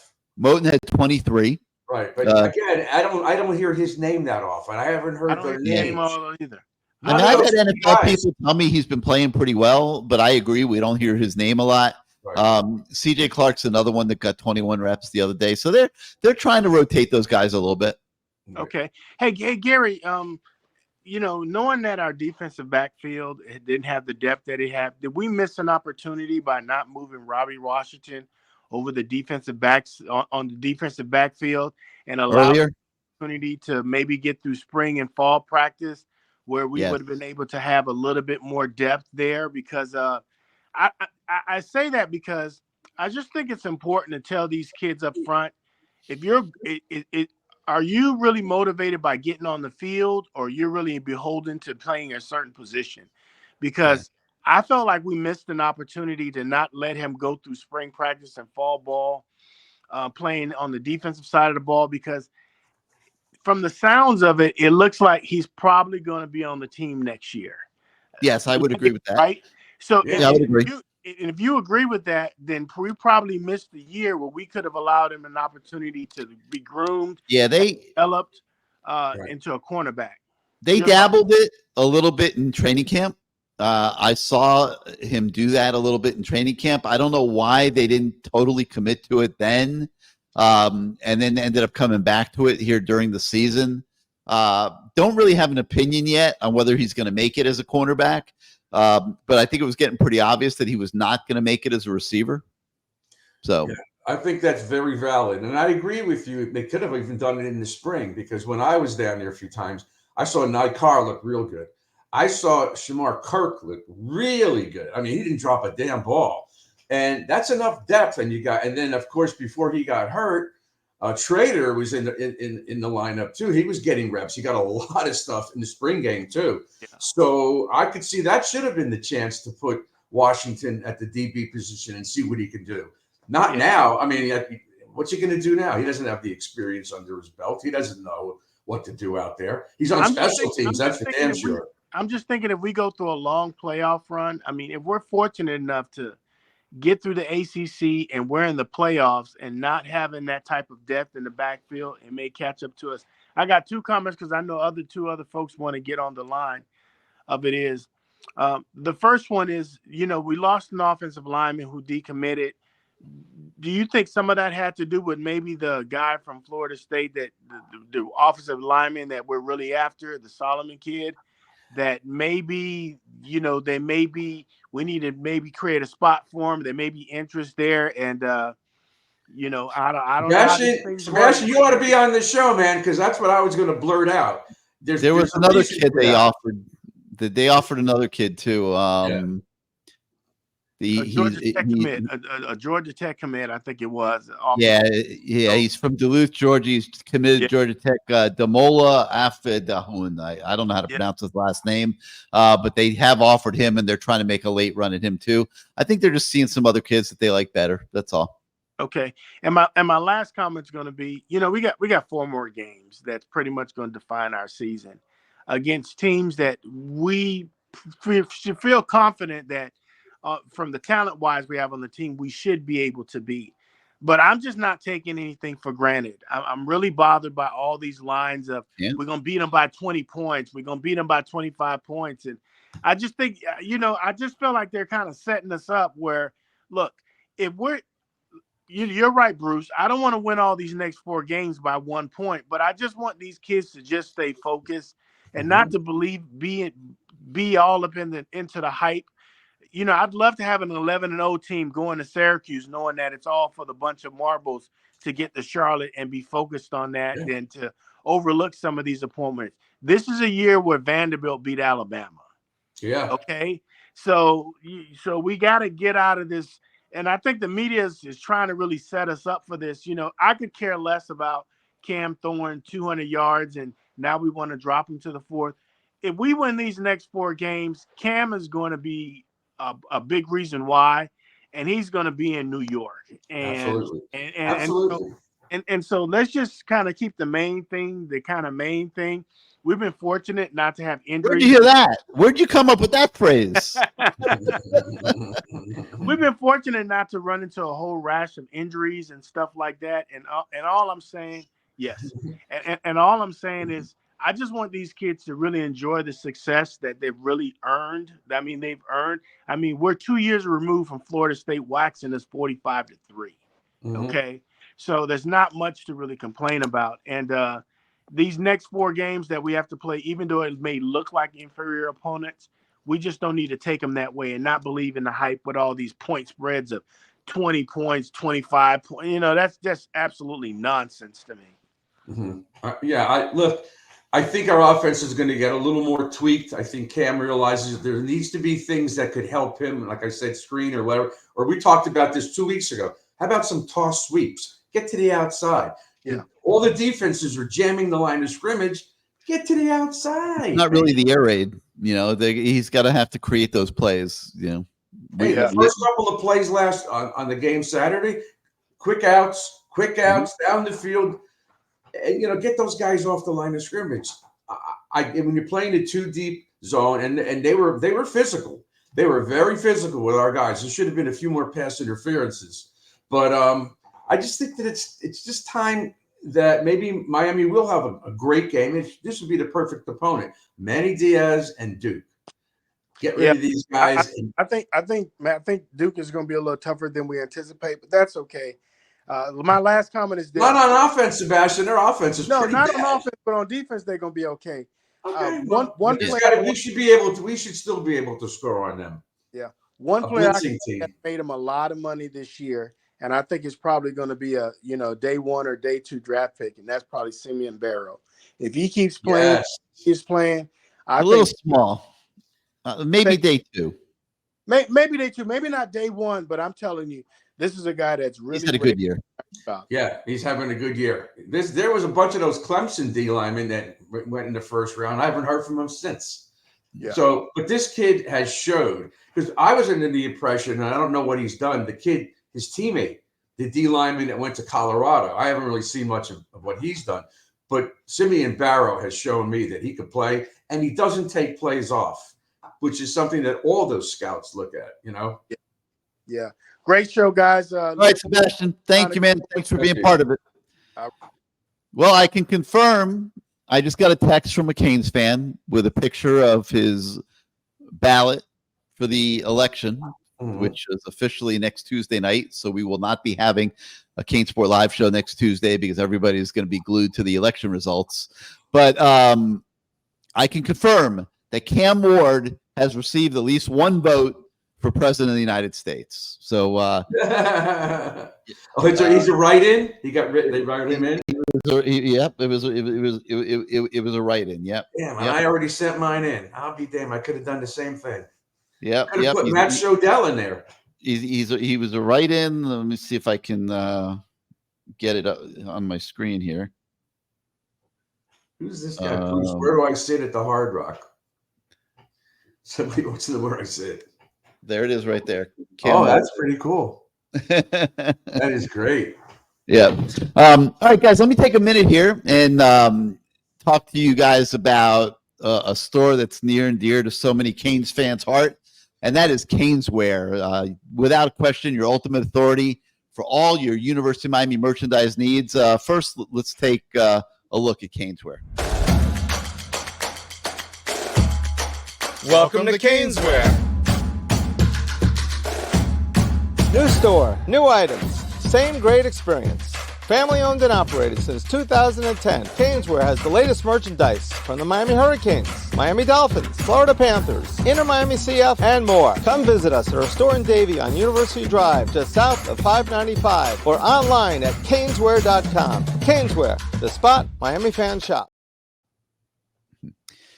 And it doesn't matter, men, women, kids, babies, pets. Thank God Matt Shodell's not. He hates when I talk about pets getting dressed up in Canes gear.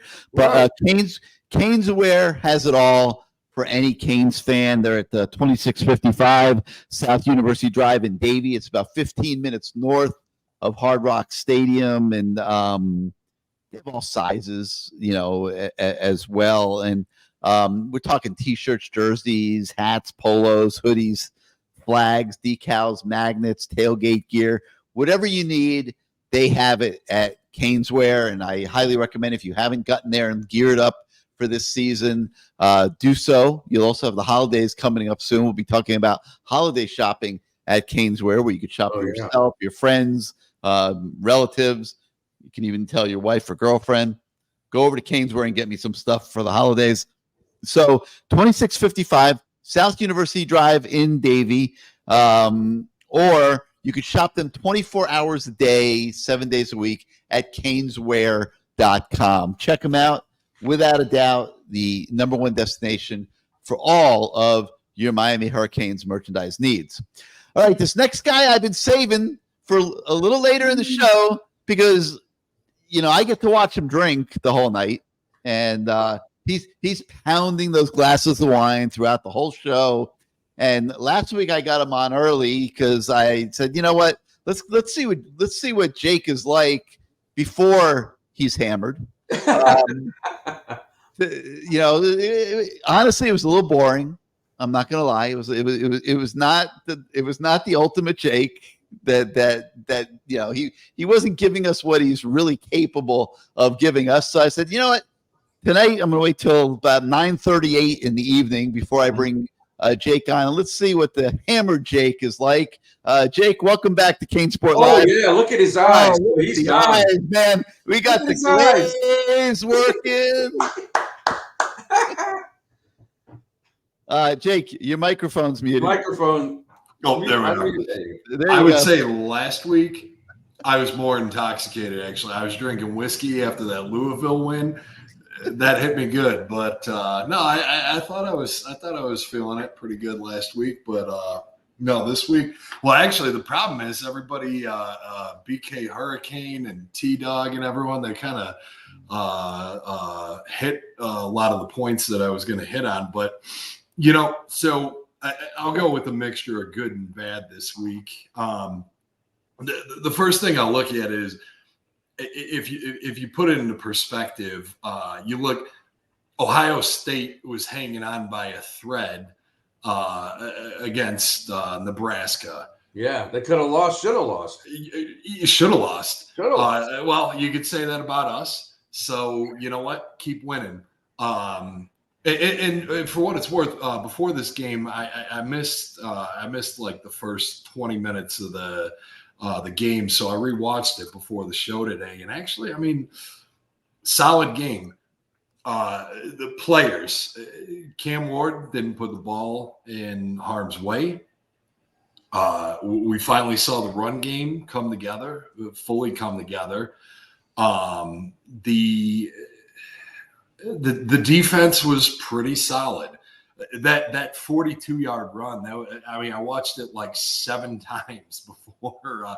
That was just such a fluke. The quarterback didn't even think he was getting the ball snapped to him. And it looked like he fumbled the snap.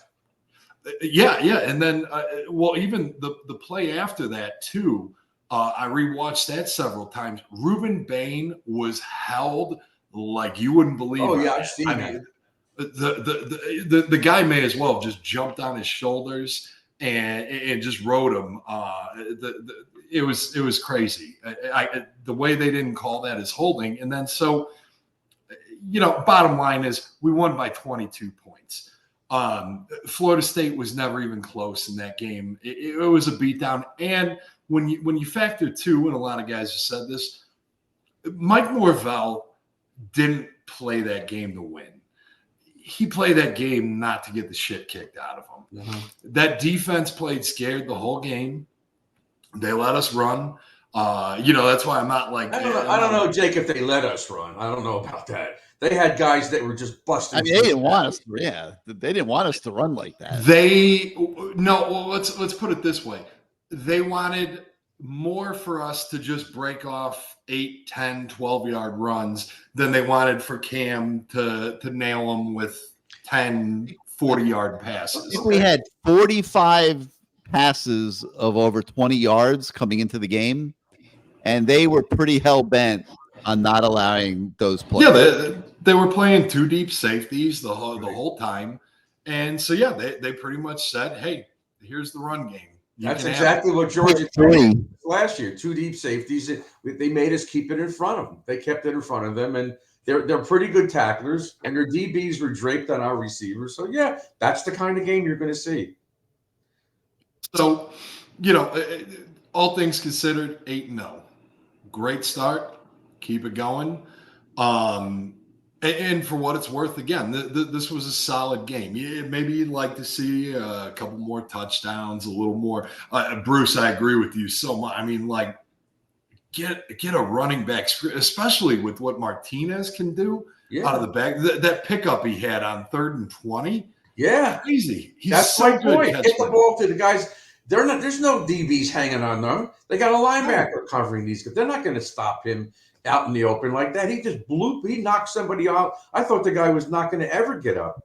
But that's what you need to do. Get the guys in space that are available. Any one of our guys, the tight ends, the backs, the receivers, could make big plays. It's not just wide receivers. Yeah, the tight ends. Arroyo has been so criminally underused this season. Every time they go to him, he makes something happen. He's got single coverage and not double teaming him. They definitely blanketed Restrepo, and they should have. After the first 6 games, they weren't. He was doing everything he wanted. Now they had a safety high on him and the cornerback, and so you have to look away. That brings me to the next point. I'm sorry. Are you drinking while you're talking? I haven't seen you take a sip yet. Here we are. Gary's happy now. We've been going ahead talking here. What do you have, a cab or a Merlot? What is that? No, Rosa de Montalcino. It's a Tuscan wine. That's kind of like an everyday drinker out of Tuscany. I shouldn't say Tuscan. It's not. Tuscan isn't a region. So there you go, Gary. There's your drinking for you. I know what I'm doing over here on the other side of this game. You want to get me riled up here. So I'll get riled up now. 8-0, fantastic. 2 problems I have is that without Cam Ward, I think we're 6-2. Even more so than that, I think where I find most of the fans are anxious is not necessarily this year. And if it is this year, it's not necessarily. I think most people think we're 11-1 at worst, 12-0 seems pretty realistic at this point. But it's looking to the playoffs, to the ACC championship game, and even more so looking to 2025. We are not going to have Cam Ward, the eraser, as you call him. He's gone. perhaps you can find something like that in the portal, but Cam Wards aren't there in the portal all the time. You can't count on that. There's only one of them this time around. Will Howard's done okay. Miami fished around a little bit with Will Howard before Cam Ward came on board, and Will Howard's done okay for Ohio State, but Cam Ward's very unique. I mean, given how much talent he has, he's got good. Jeremiah Smith, who's just tearing it up. He's got, I mean, he's got 2 first-round pick wide receivers. No doubt. He's not great. He's probably better than what they had with McCord. His 6 interceptions last year. No doubt. But I think our coordinators are trash. Even like this, we stumbled into the run game. It's not like this was planned out. That air raid was looking to go, and then it fell apart. I don't know that's I don't know about that, Jake. From the very beginning, Fletcher was going through them like a hot knife through butter. They couldn't stop him either. So you say he stumbled into it. I don't know about that. We got pass happy the second possession we had, and twice in the first quarter that wound up in punts, or maybe early second quarter.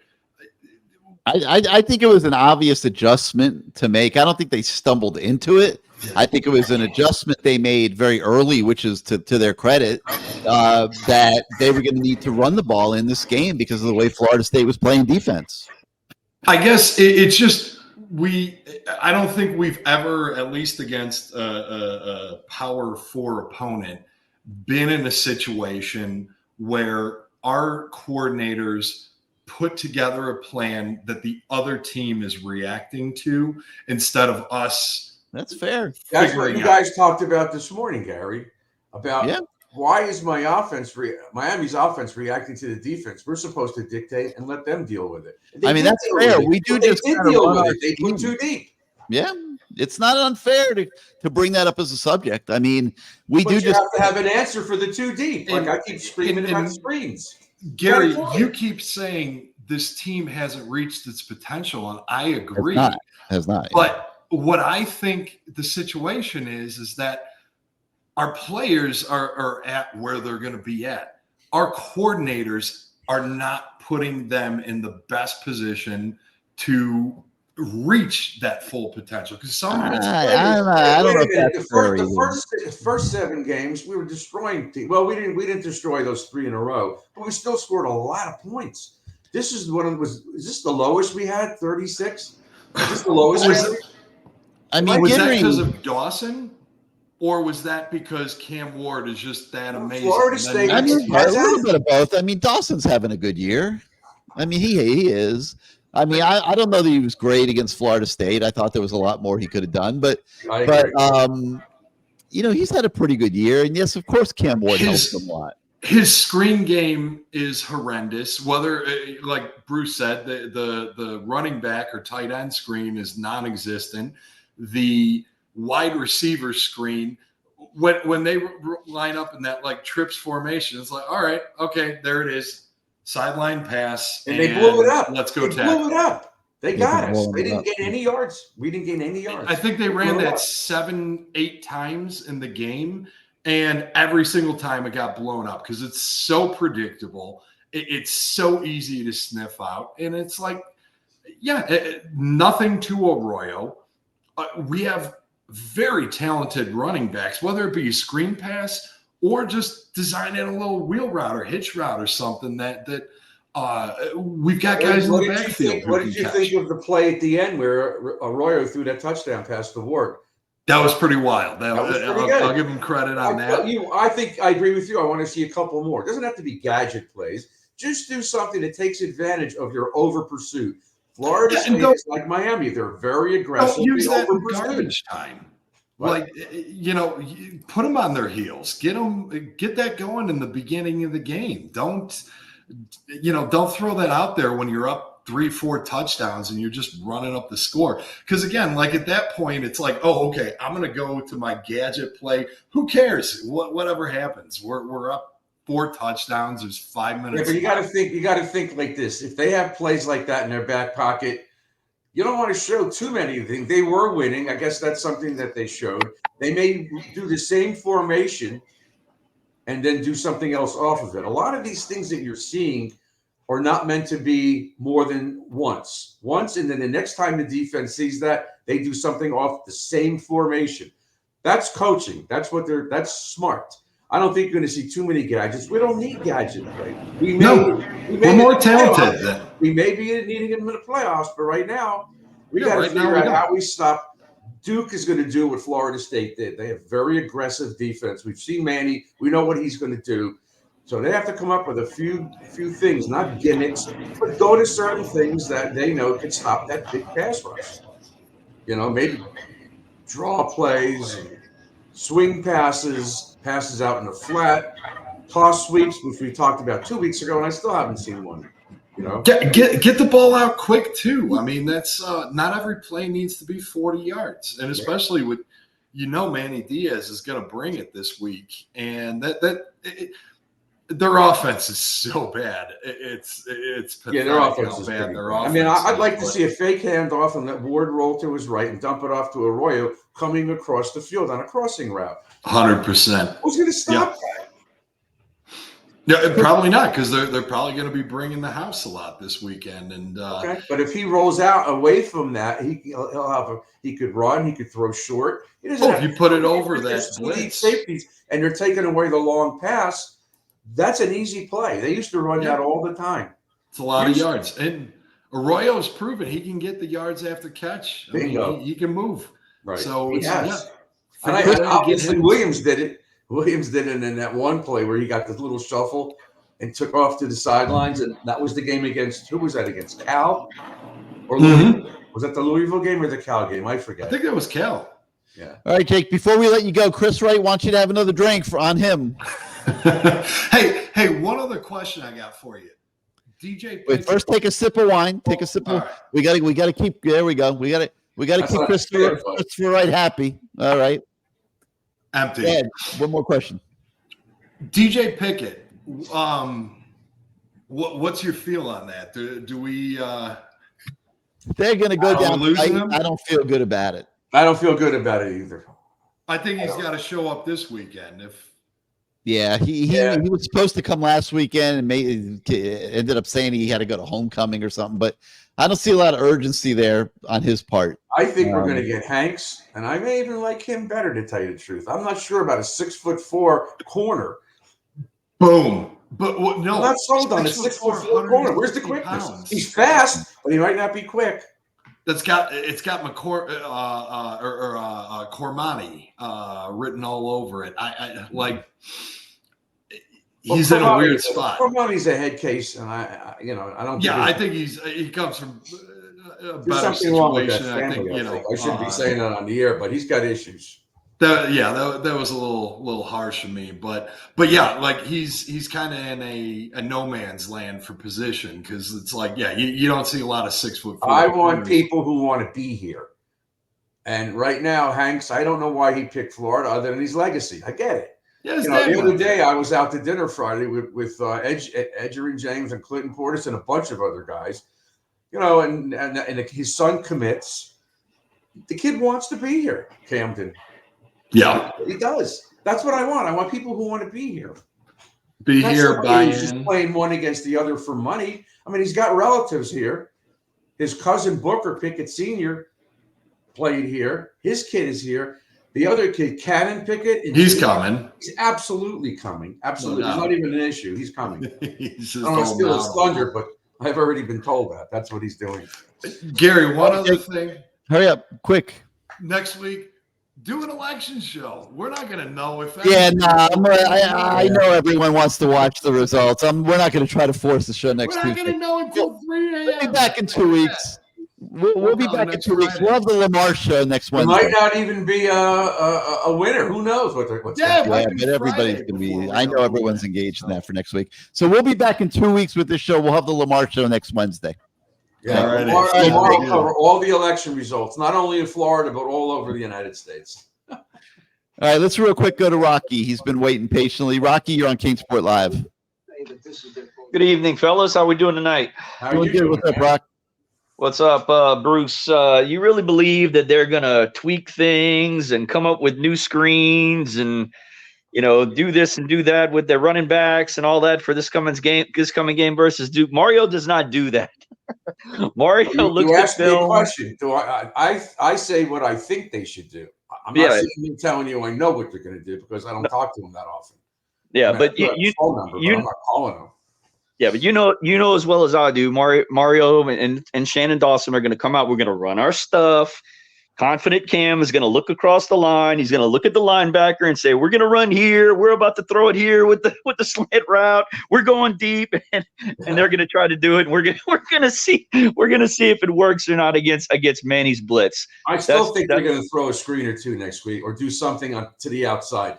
By the way, you just brought this up. I could have sworn that I saw Ward point to the hole that I don't know whether it was Fletcher or no, I think it was Martinez ran through. I don't think it was in the first time, but when they were near the goal line and he scored, I think I saw him point to that spot because he ran right into that hole. Did you see that? On the first drive? No, not the first drive. A little bit later on, maybe in the third or fourth quarter when they scored on a 1 or 2 yard run, he pointed to a spot and he ran right there.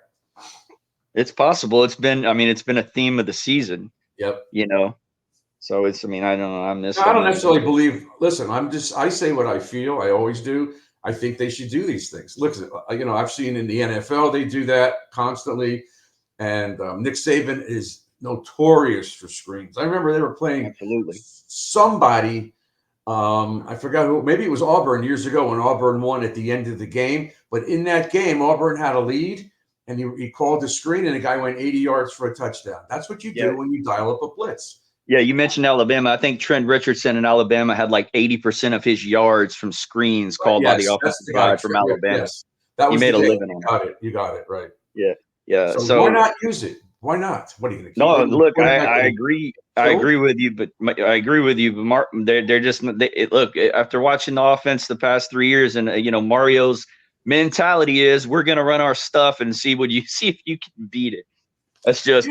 But I just mentioned it before, and if you look at last year's Georgia Tech game, they held us in check because they were playing too deep, and we were still playing into their hands and throwing the ball, and he was getting picked, Van Dyke. You can't do that. I understand not trying to go deep when you're playing too deep. I get it. But there's other things you could do when you're playing too deep and you got 5, 6 guys at the line of scrimmage coming after your quarterback. You've got to. You got mismatches all over the place. But if you're sending everybody down the field and you got a back or a Chris Johnson or an Arroyo one-on-one with a linebacker with 20 wide open yards in front of you, that's what you do. You don't sit in the pocket and get sacked. You don't do that. Right. No, I agree. I agree with you. Gary, I actually wanted to come on and speak to Matt calling out my thread the other day on the CaneSport board, because in his article, he mentioned one of my posts about being ecstatic. I should be being ecstatic, but not being. I guess I'm one of the guys that, are swayed. I guess I wrote that wrong because I'm happy that we're 8-0. I'm enjoying watching a generational quarterback, which we went out and got. I could go to hell to what the pundits are saying right now about Cam Ward and Miami's lucky and all this junk that I'm reading. I could care less about that. We got him. He's ours. Somebody else could have got him, but they didn't. Too bad.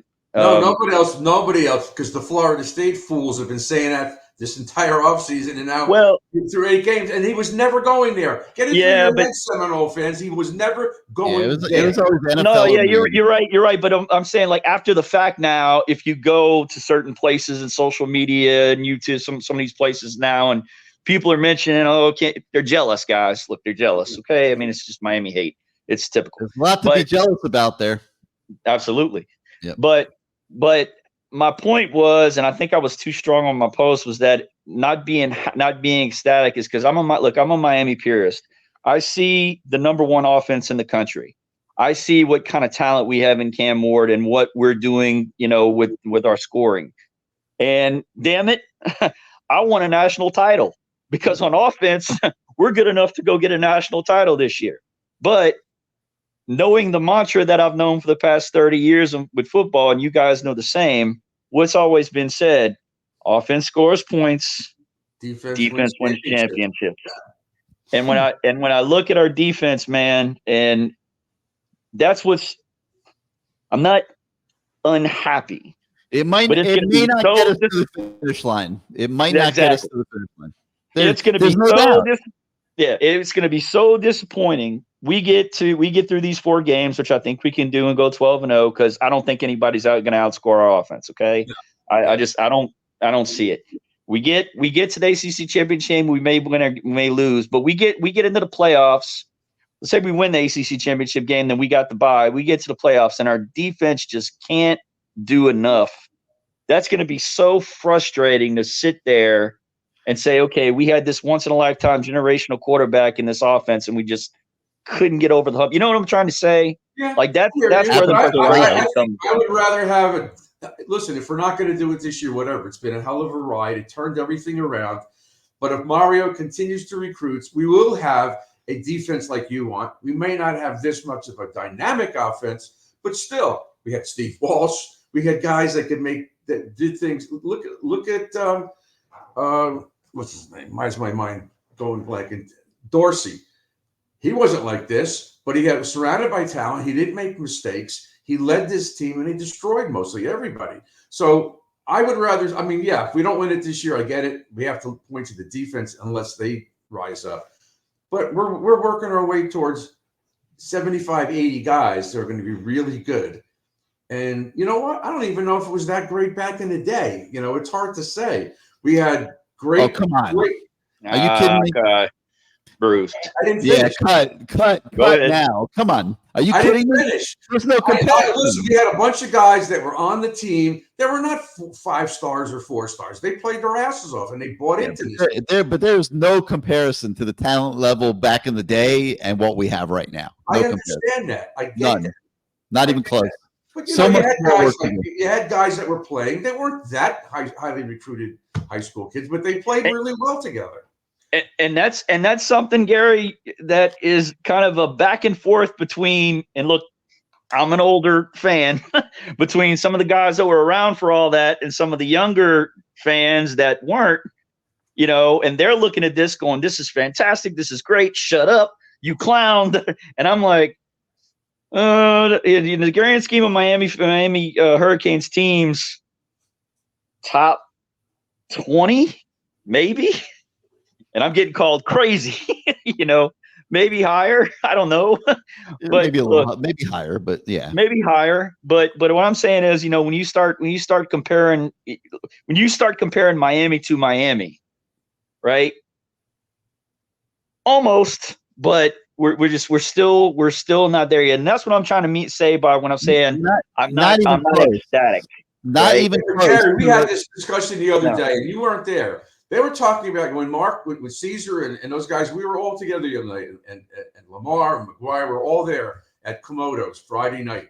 And they were talking about this. Their front 7 was incredible. You can't tell me that Roland Smith and whatever his name, I forgot, were great corners. They weren't. But the front 7 was so dominant that those guys had picks constantly because the pressure. Look at the Houston game. We destroyed them, but our DBs weren't so Roland Smith, I don't think got drafted. He didn't get drafted. I didn't say he got drafted, but No. I mean, so yeah, it was comparable. I mean, that's my point. We don't have a dominant front 7. But there was such overwhelming elite talent in so many spots, and we don't have close to elite talent right now. Right. In fact, not only elite, Gary, but Jimmy Jones was a 3rd-round pick by the Dallas Cowboys. He was a bench. He was on the bench a lot. But he was spectacular. We had depth at the front 7. We were really good. Really. All right, Rocky.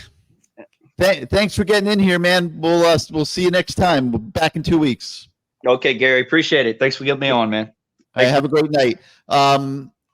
Final guest of the night, James the Italian Stallion has popped in. Oh, he made comments. I think I saw him on the comments, right? What's up, James? Hey, what's up, man? How you doing? Doing good.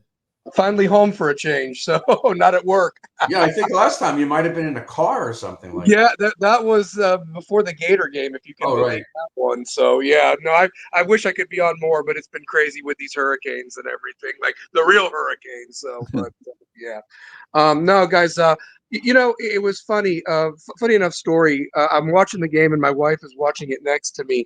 And I'm getting upset. Like, I'm literally upset. I'm like, we're not going to win by like, more than whatever and so forth. And then she said to me, she's like, but at least they won. Like, what are you complaining about? And I had to stop and think about it for a second. And I'm like, yeah, how quickly do I forget 2 years ago where it was just unwatchable to get beat down like that, and we should be glad that we won. That's the thing, and so forth. And I we've had some rough years. We've had some rough years, and I'm grateful for the win. I think that I was expecting a little bit more, but like you pointed out, Gary, there is still athletes there on that team. There's still athletes on Florida State. Maybe they don't mesh collectively, but they've got. There are some 4 or 5 star guys still on that team, and they did have a head start ahead of us. And what Mario's done in a couple years here, I mean, Cam, big part of it, but it is amazing. I mean, look at the offensive line, how they run block. Look at how certain positions just look the part better. And I'm not just trying to criticize previous coaching staffs, but they actually look like 300-pounders up front. They don't look like top heavy with little thin toothpick legs. Love them to death, but dang, did we used to get bullied and pushed around. So it's nice to see us dictating it right up front. Now, coming up with these games, the one thing that I do want more than anything is that the guys just come out there and really win. Gary, you and me talked a couple weeks ago, and you mentioned they need to learn how to win, and you're right. I mean, it's baffling because even Cam has never won before. Yeah, he really hasn't. I mean, what they go 6-6 last year? Is that what they 5-7? I think 5 and 7. Yeah, I mean, so the thing is and they would have been worse if it wasn't for him. So I mean, yeah. So that's he's learning too. He's the best player on the team, and he's learning too. Yeah, and so that's the thing that like we as fans need to kind of really think about. And yeah, of course we want the 10 or 11 win seasons and things of that nature, but the truth of the matter is we've got to prove it on the field. And there's a couple of teams on this schedule, Duke, surprisingly, and Georgia Tech, that we owe these next couple of weeks. Now, by I mean, I'd love to get the win. Can we win by at least a 2-touchdown margin? That'd be beautiful. I mean, especially with what happened last year in the Georgia Tech game, and you picked the worst game to play anyway without that fiasco at the end of what happened and so forth. So I hope they come out focused. I hope they bring it like they need to. And truth be told, I hope that it was impressive to the recruits that were in attendance, and I was glad that the fans showed up. Now, Gary, I guess my question to you is, I mean, it's a noon game, it's Duke, I mean, it's not basketball. I mean, will the fans show up on Saturday? I don't even know what the weather forecast is supposed to be like. Nice. 50,000, be 50,000 there. Gotcha. Are there any more recruits that maybe didn't make it last week that are supposed to be in attendance, since it is kind of getting to the nitty-gritty? We're still putting that together. I don't have that answer for you yet, but we'll have that on the site in the next couple of days. You're trying to get Pickett, but who knows? Yeah, well, yeah. I mean, yeah, they're trying to get Pickett, and there'll be some guys there. Yeah, Bruce, wait, on Friday night. So I told you I was with all these guys. So I'm talking to I shouldn't really say his name, but he's a coach on the team. And he was telling me that Mario was furious this week. He laced into the coaches and the DBs, all of them. The DB coaches, you can figure it out who they are, and the underlings of the DB coaches were just getting lashed. He was furious about their technique and lunging and their eye discipline. The whole week was mostly about that. But again, he scared the crap out of the coaches because he was furious. And I'm glad he did that. He needed to do that. They looked much better, much more disciplined, much more. They had, there's some still tackles that they're missing, but they played a lot better. I thought they were on top of the receivers more, and they were not like 8 yards off the ball. So, yeah, I think whatever he did worked. I just want to let you know that I talk to these guys, and they kind of tell me what goes on, but I don't want to make that go too loud. But yeah, he has their attention, that's for sure. Yeah, no, I mean they've got a big opportunity here, and truth be told, I don't want to give Duke's offense that it has been looking horrible any semblance of hope, because momentum's a real thing, especially in a big game like this. And Duke has been a thorn in Miami's side, it really has been. I've joked around that for as many times as Miami's beaten them in basketball, they've beaten us in football, and that's just how it kind of goes or what have you. But realistically, A couple of guys that I had questions about. I don't know if they're just hurt or if they're still a year away, Gary, or if you think that they're going to be those guys that you mentioned that might be, sent off. Do you see anything coming from like uh, what's his name? There were a couple of O linemen that were from that class that came in with Sampson and Francis. Do you think any of those guys are going to be contributing at this point? I'm trying to think who you're. Well, let's see here. It was the one kid that was that was from the foreign kid. He was from Australia or something, and he just played organized football for a year or something. He's a Samoan kid, isn't he? That came in with Francis Mawanoa. He's on the team. I'm going to pull up the list of alignment here. Yeah, it's not coming to me at the top of my head who you're talking about. Tinlow or something like that. Tinlow. Oh, Frankie Tinlow? Yeah. He's doing okay. I mean, he's not going to be a cast off by any stretch of the imagination. He's just getting started. Let me see here. I'm just going through the O linemen. A guy that who I like. There's a kid named Nino Francavilla. He's a freshman from Toronto, Ontario. He's going to be a center. I really like what I'm seeing out of him. I think Tommy Kinsler will eventually be good. What about Ryan Rodriguez, by the way? He played in that Gator game and got hurt. Is he done, or what's going on with him? He's hurt. Who? Ryan Rodriguez. Oh, Ryan Rodriguez got hurt. Yeah. He's hurt. So he's done for the year. There's no chance of him. Yeah, it looks like he's done for the year. Wow. Everybody else. I mean, Antonio Tripp was a bust, but Frankie Tittlow's doing fine. Too soon to really say on Juan Minaya. That's what I was also asking about Tripp. Tripp was, I guess, he's kind of a bust because he transferred from Maryland to IMG, and even at IMG, he got pushed around a little bit when they took him with these undersized. Derek Plas, too soon to say, but he's a good-looking freshman. And the guy that I was disappointed in the other night was Matthew McCoy. He's been starting a lot this year. I didn't think he looked very good against Florida State. I hope he gets better because he's got a lot of potential.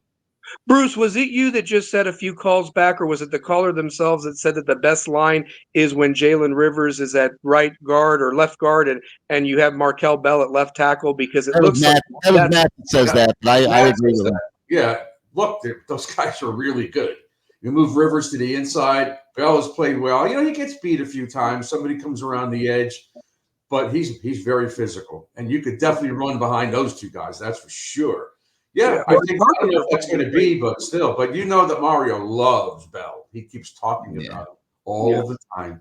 He's been a pure developmental project, and he's progressing so much faster than I think they expected him to. I'm not sure they expected him to contribute as much this year as he has, but he came real hard in the summer, had a great training camp, and has responded great to the coaching of Alex Mirabal. An absolute success story for a kid coming from a JUCO. Yeah. Absolutely. Do you think they're going to play Bryant more at defensive end? Because he actually played pretty well when Bain was out, and I didn't know if he would get a little bit more reps because between you and me, I think he's doing better than Tyler Barron, who's kind of been a disappointment these last couple of games. Tyler Barron's a little more physically. Tyler Barron's a little more physically ready. And he played better against Florida State than he's been playing. But Malik Bryant absolutely will get playing time. He's doing a great job, and he's a guy. He's one of, if you take 5 guys on the team that are really developing, he would certainly be one of them. Yeah, absolutely. Well, and I hope some of these young linebackers, step up because, there's a reason why Kiko is playing. You see what you have with Kiko, and I just hope that he can get it together these next few games. He did okay in pass coverage, but he is what he is. There's still some positions that definitely need to be upgraded. And Mario, I trust in this coaching staff. But thanks for the time tonight, guys. Love you. James. And, take care. We'll be back in 2 weeks. Make sure you join us again. Okay. I think Barron gets in the backfield. He's had a few face masks here and there, but he chased He chased somebody down the other day. Yeah, he played much harder against Florida State. Much harder. Yes, he did. I thought he was really I thought he disappeared for like a month. In all honesty. But he did hurt himself in one of the games. One of the games. Yeah, he was a little nicked up, but he was healthy enough to play. I didn't feel he was playing hard enough against Florida State. He was playing hard enough, and he made a very good impact. All right, guys, that's going to do it for tonight. Again, programming note: no show next Tuesday. It's election night. Enjoy watching the returns. We'll be back in 2 weeks with another CaneSport Live. In the meantime, we got the Lamar Thomas show tomorrow night, and then we'll also have the Lamar Thomas show next Wednesday night. So make sure you join us next week, Gary. The next time we're on, we're going to be 10-0. The next time we see. Let's hope. Yeah, let's hope. Let's hope. Yeah, my 8-0 sign here will be obsolete here, hopefully in a few days. Just keep the one on the right the same. The one on the left, you just keep changing. That's all. But the idea is be happy, folks. 8-0 in the heart of the national race. That's at the end of the day, regardless of how the games have been played out, which has really been very normal. There's always going to be a few games that surprise you, that go down to the wire, that are in the fourth quarter that you didn't expect. Cal and Virginia Tech absolutely were those games. 8-0, great place to be right now. And that's despite the fact that Kelvin Harris didn't pick us to go 12-0. He said 10-2. Yeah, that's hysterical. The one year he didn't pick us is the year we make it 12-0. Anyway, thanks to everybody for watching tonight. Thanks for CaneSport for sponsoring. We'll see you next time, everybody.